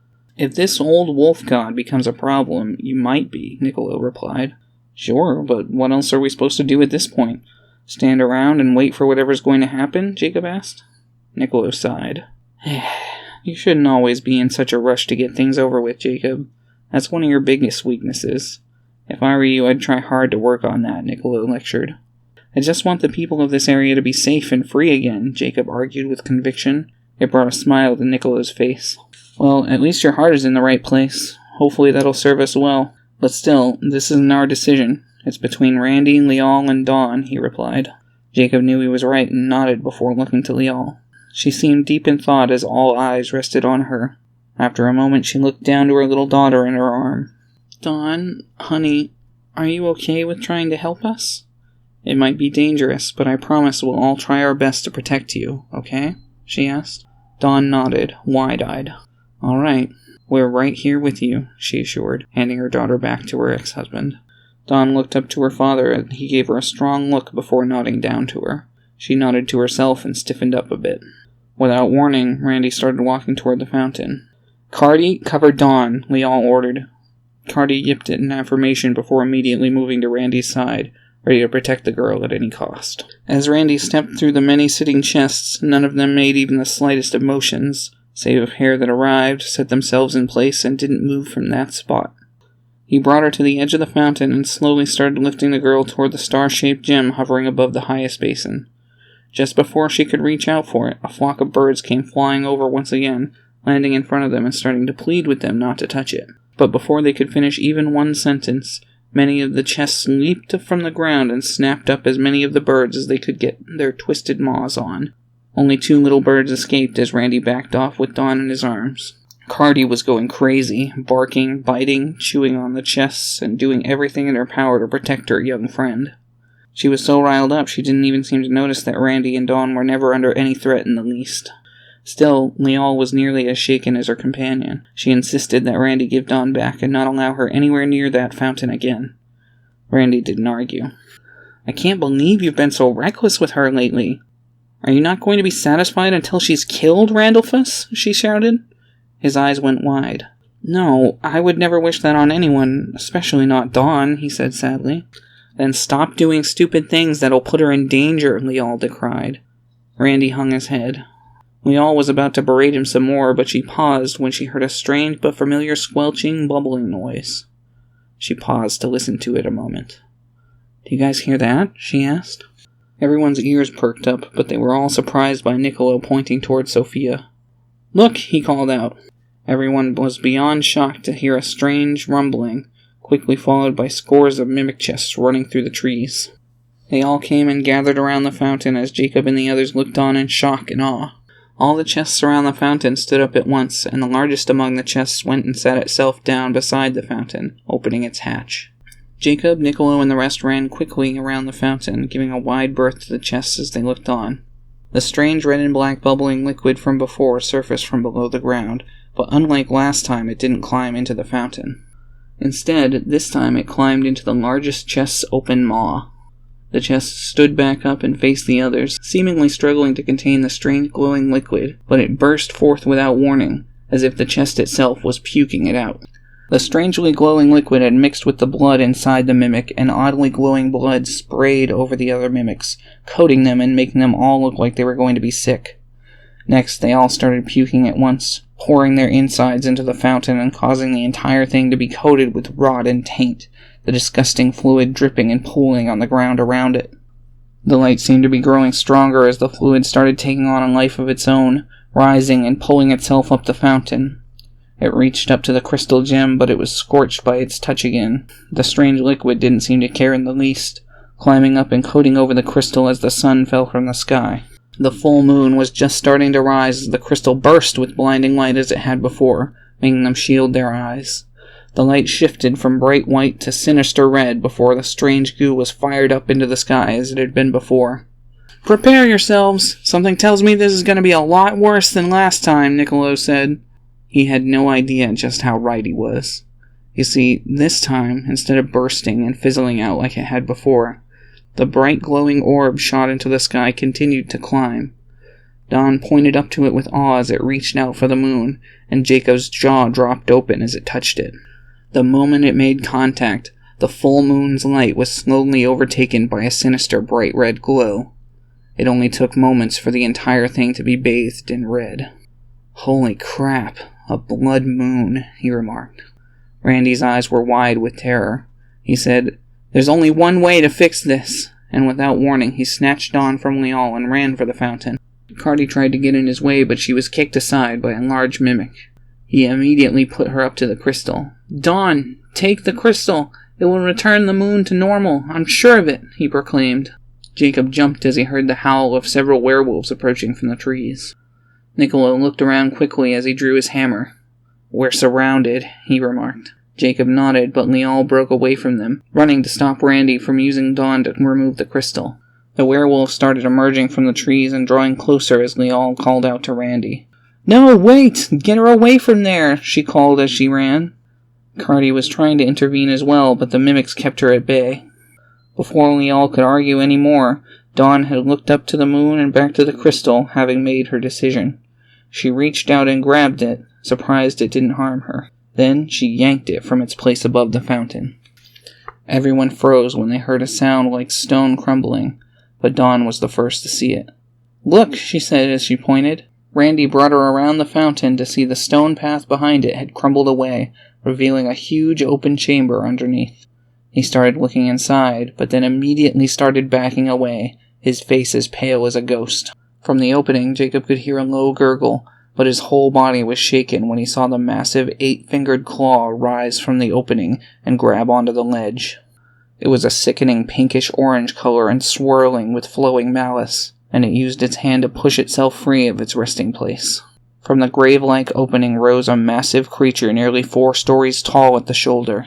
It had 6 long legs, each bearing a claw dripping with blood and vile-smelling substance. It had a massive head that was somewhat like a mole, sporting a massive mouth filled with razor-sharp teeth the size of tree trunks, and a tail covered with spines that looked like they could impale a horse. Its body was bloated and bulbous, and worst of all, it sported several disgusting, snapping mouths, each moving and writhing, seemingly entirely on its own. "That doesn't look like any old wolf god I've ever seen," Jacob said with fright. "Still think we can handle it?" Niccolo asked, growing the crystal of his hammer into a massive buster sword. Jacob wasn't really sure anymore, but they had unleashed it, so it was their responsibility. "I don't know, but we can't let that thing run wild," Jacob replied, drawing his sword. "You've got that right. Come on, let's see if there's something we can," Niccolo started to say, but before he could finish his sentence he was cut off by a massive roar from the beast. It was so loud everyone covered their ears. We all managed to pull Randy and Dawn over to Jacob and Niccolo's side, but all 3 of them collapsed and covered their ears at the creature's roar. The werewolves were closing in, unaffected by the creature's powerful roar. As Dawn let go of the crystal to cover her ears, it started to float and flashed brightly, frightening the werewolves. Jacob uncovered his ears as it finished roaring, but they perked up when they immediately heard a familiar howl and a rush of wind. Wind blasted through the area, but they were shocked when the werewolves weren't returned to their normal selves as they had been before. Only then did it all come together. The The moon! That creature must have made a blood moon as a plan to make the werewolves resist Kapreet's cleansing wind, Jacob said. Do you really think it's that smart? Niccolo asked in reply, shocked when the creature's main head seemed to focus on him. Never mind. I could see it happening. But what should we do about it? Well, if I'm right, there's only one thing we can do now, Jacob said, eyeing the werewolves as they continued their approach. They were starting to get boxed in by them. The creature returned its attention to the east, seeming uninterested in their group. And that would be? Niccolo asked. We've got to stall them, Jacob explained. Stall them? What are we buying time for? We all asked. For Kapreet to come and put that creature back in its hole, Jacob replied. The creature looked to him before roaring with unyielding fury. Without warning, one of the maws on the creature's side opened and sprayed out a torrent of blood, soaking them all. Jacob was shocked and disgusted, not pleased to be drenched in the disgusting fluid. Niccolo and Dawn seemed fine as well, and Lial had been shoved out of the way by Cardosa, protecting her from the assault. Randy did not seem okay. He stood up, grasping at his throat and coughing as his muscles spasmed wildly. His coughs quickly turned into a low groan that then developed into a wicked roar, and in mere seconds Randy was transformed. He turned into a werewolf like all the others, but unlike them he turned gigantic, standing nearly 10 feet tall and sporting glowing red eyes. Niccolo leaped up and kicked him hard in the chest, sending Randy sprawling away from them. Jacob realized that this was his moment and waved a hand, causing a burning whirlwind to kick up around them and protect them from the werewolves on all sides. I don't know what happened, but he transformed. It isn't safe here. We need to get you two out of here, right now, Niccolo said, offering a hand to Lial. It was the blood. It transformed them, Lial explained as she stood up. It all makes sense now. Those coins were made of the creature's tainted blood, and when it touched their skin, it caused them to transform at the signal it created. The question is, why didn't you two? Lial started to say, looking to her ex-husband. But before she could finish her sentence, Randy lunged through the flames to attack them, but Niccolo got in his way. Randy plunged a claw into Niccolo's chest, causing blood to pour from his back as he struggled to hold the creature back while his strength was failing him. Jacob leaped in and kicked Randy so hard across the face that he went spinning through the dirt as he bounced to the monster's feet. Are you all right? Jacob asked, seeing the huge wound in Niccolo's chest. I will be. I just need some time to recover, he wheezed before clutching his wound. All right, I'll try and buy you the time you need, Jacob replied. Niccolo nodded and gasped as he dropped to his knees, but he remained upright. We all immediately jumped into action, reaching into a pouch and pulling out a rope before pulling off her backpack and pulling out her coat. We all set to wrapping him up tightly to prevent blood loss, and Niccolo thanked her kindly. When Randy got up, he gave a howling roar that took Jacob's attention, but his focus was interrupted by the roar of a massive beast, causing everyone to cover their ears again. Jacob looked up at the beast to be surprised that it wasn't looking at him, but from the direction the creature was looking came a response. Chapter 10.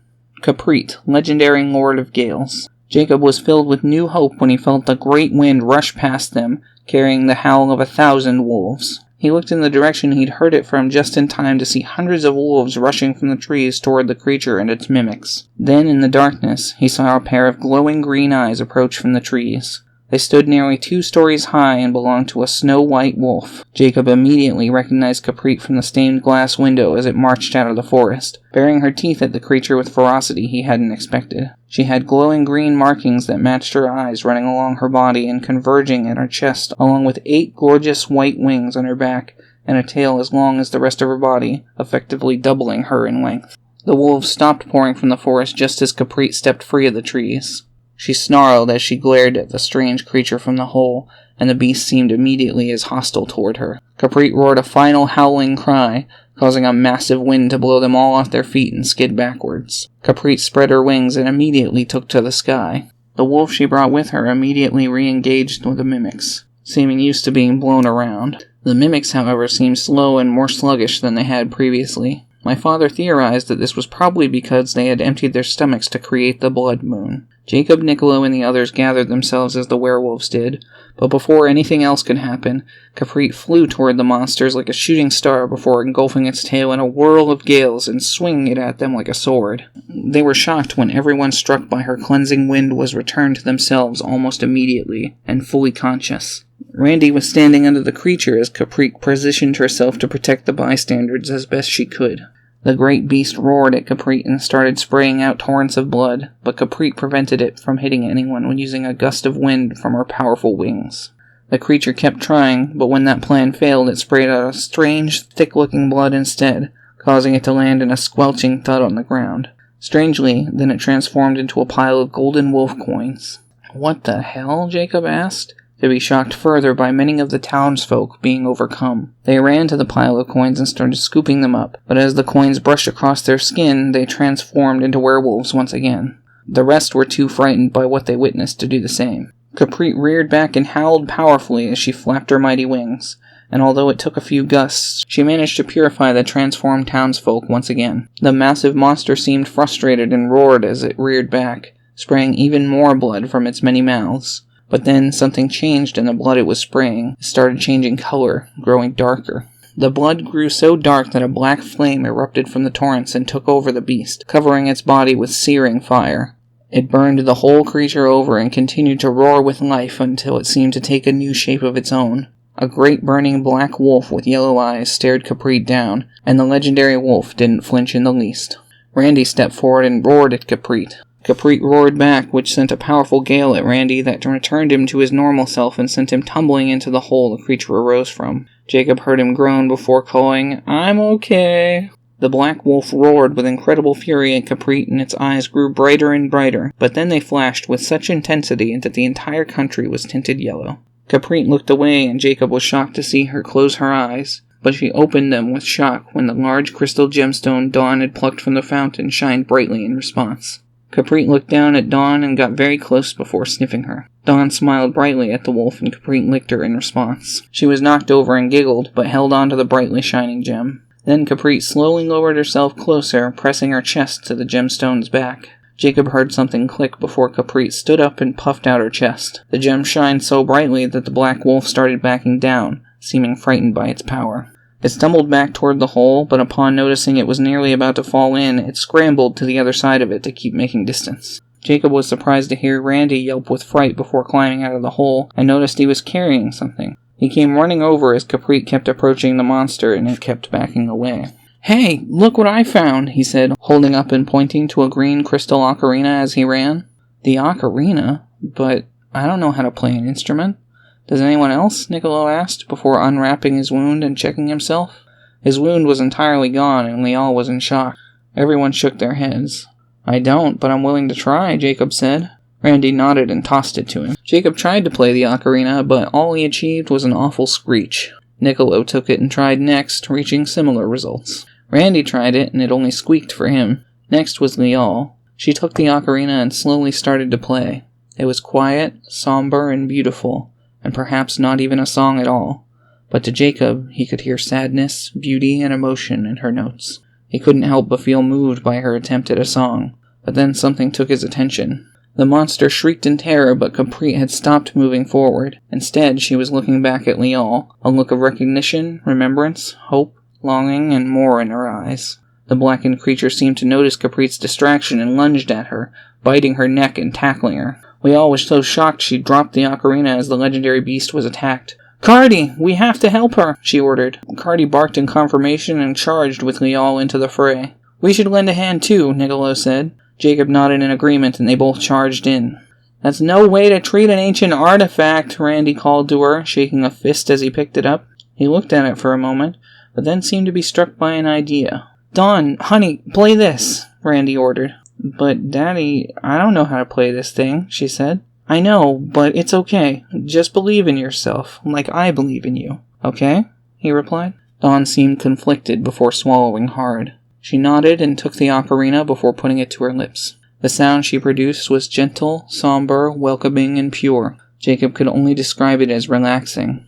So much so that everyone around her stopped, including the black wolf. Kapreet immediately wrenched herself from the beast's jaws before stopping and looking at Dawn with wonder in her green eyes. Even the mimics stopped, returning to their chests and laying down to pretend they were objects yet again. Everyone looked to her for a moment, but then with a thud, the black wolf fell over and returned to its original form.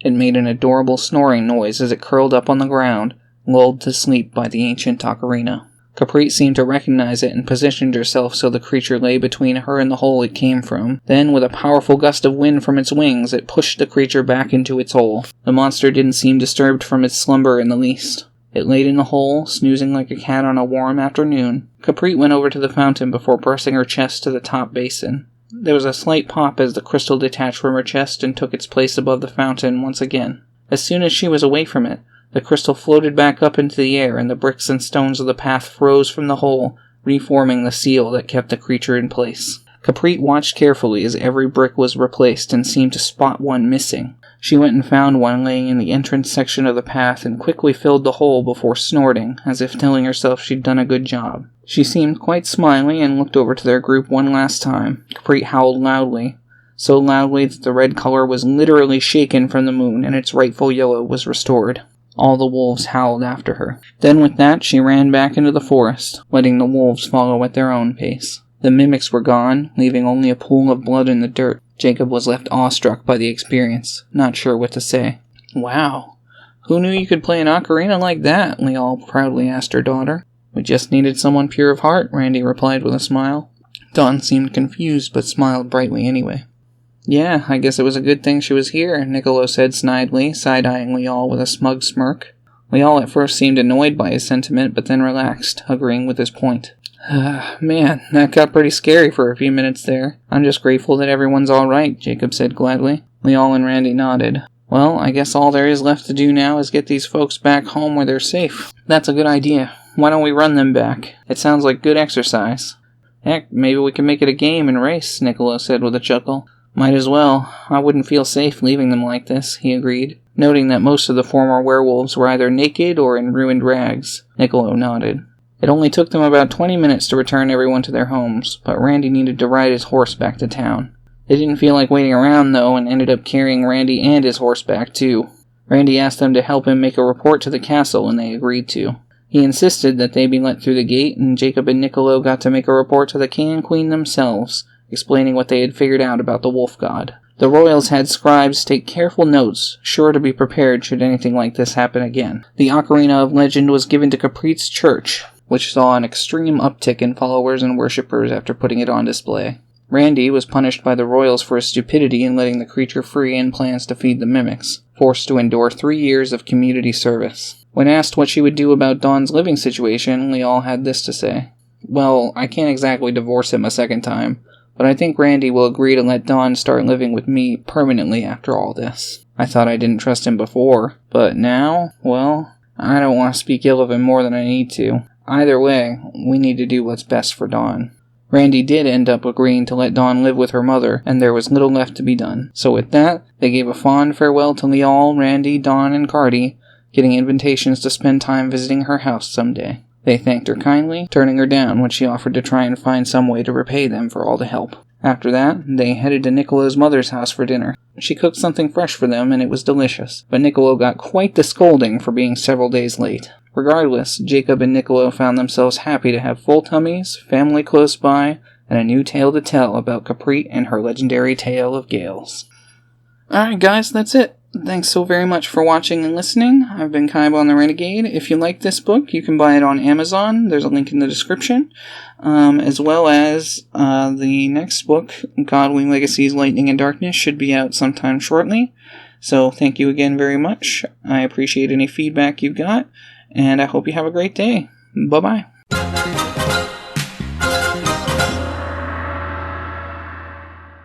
That's not funny. That's Reft, Thandlefuss. Thandlefuss? Dawn hotted up. We all garbed. The strange light grew. Oh, there's a typo in here. Fuck.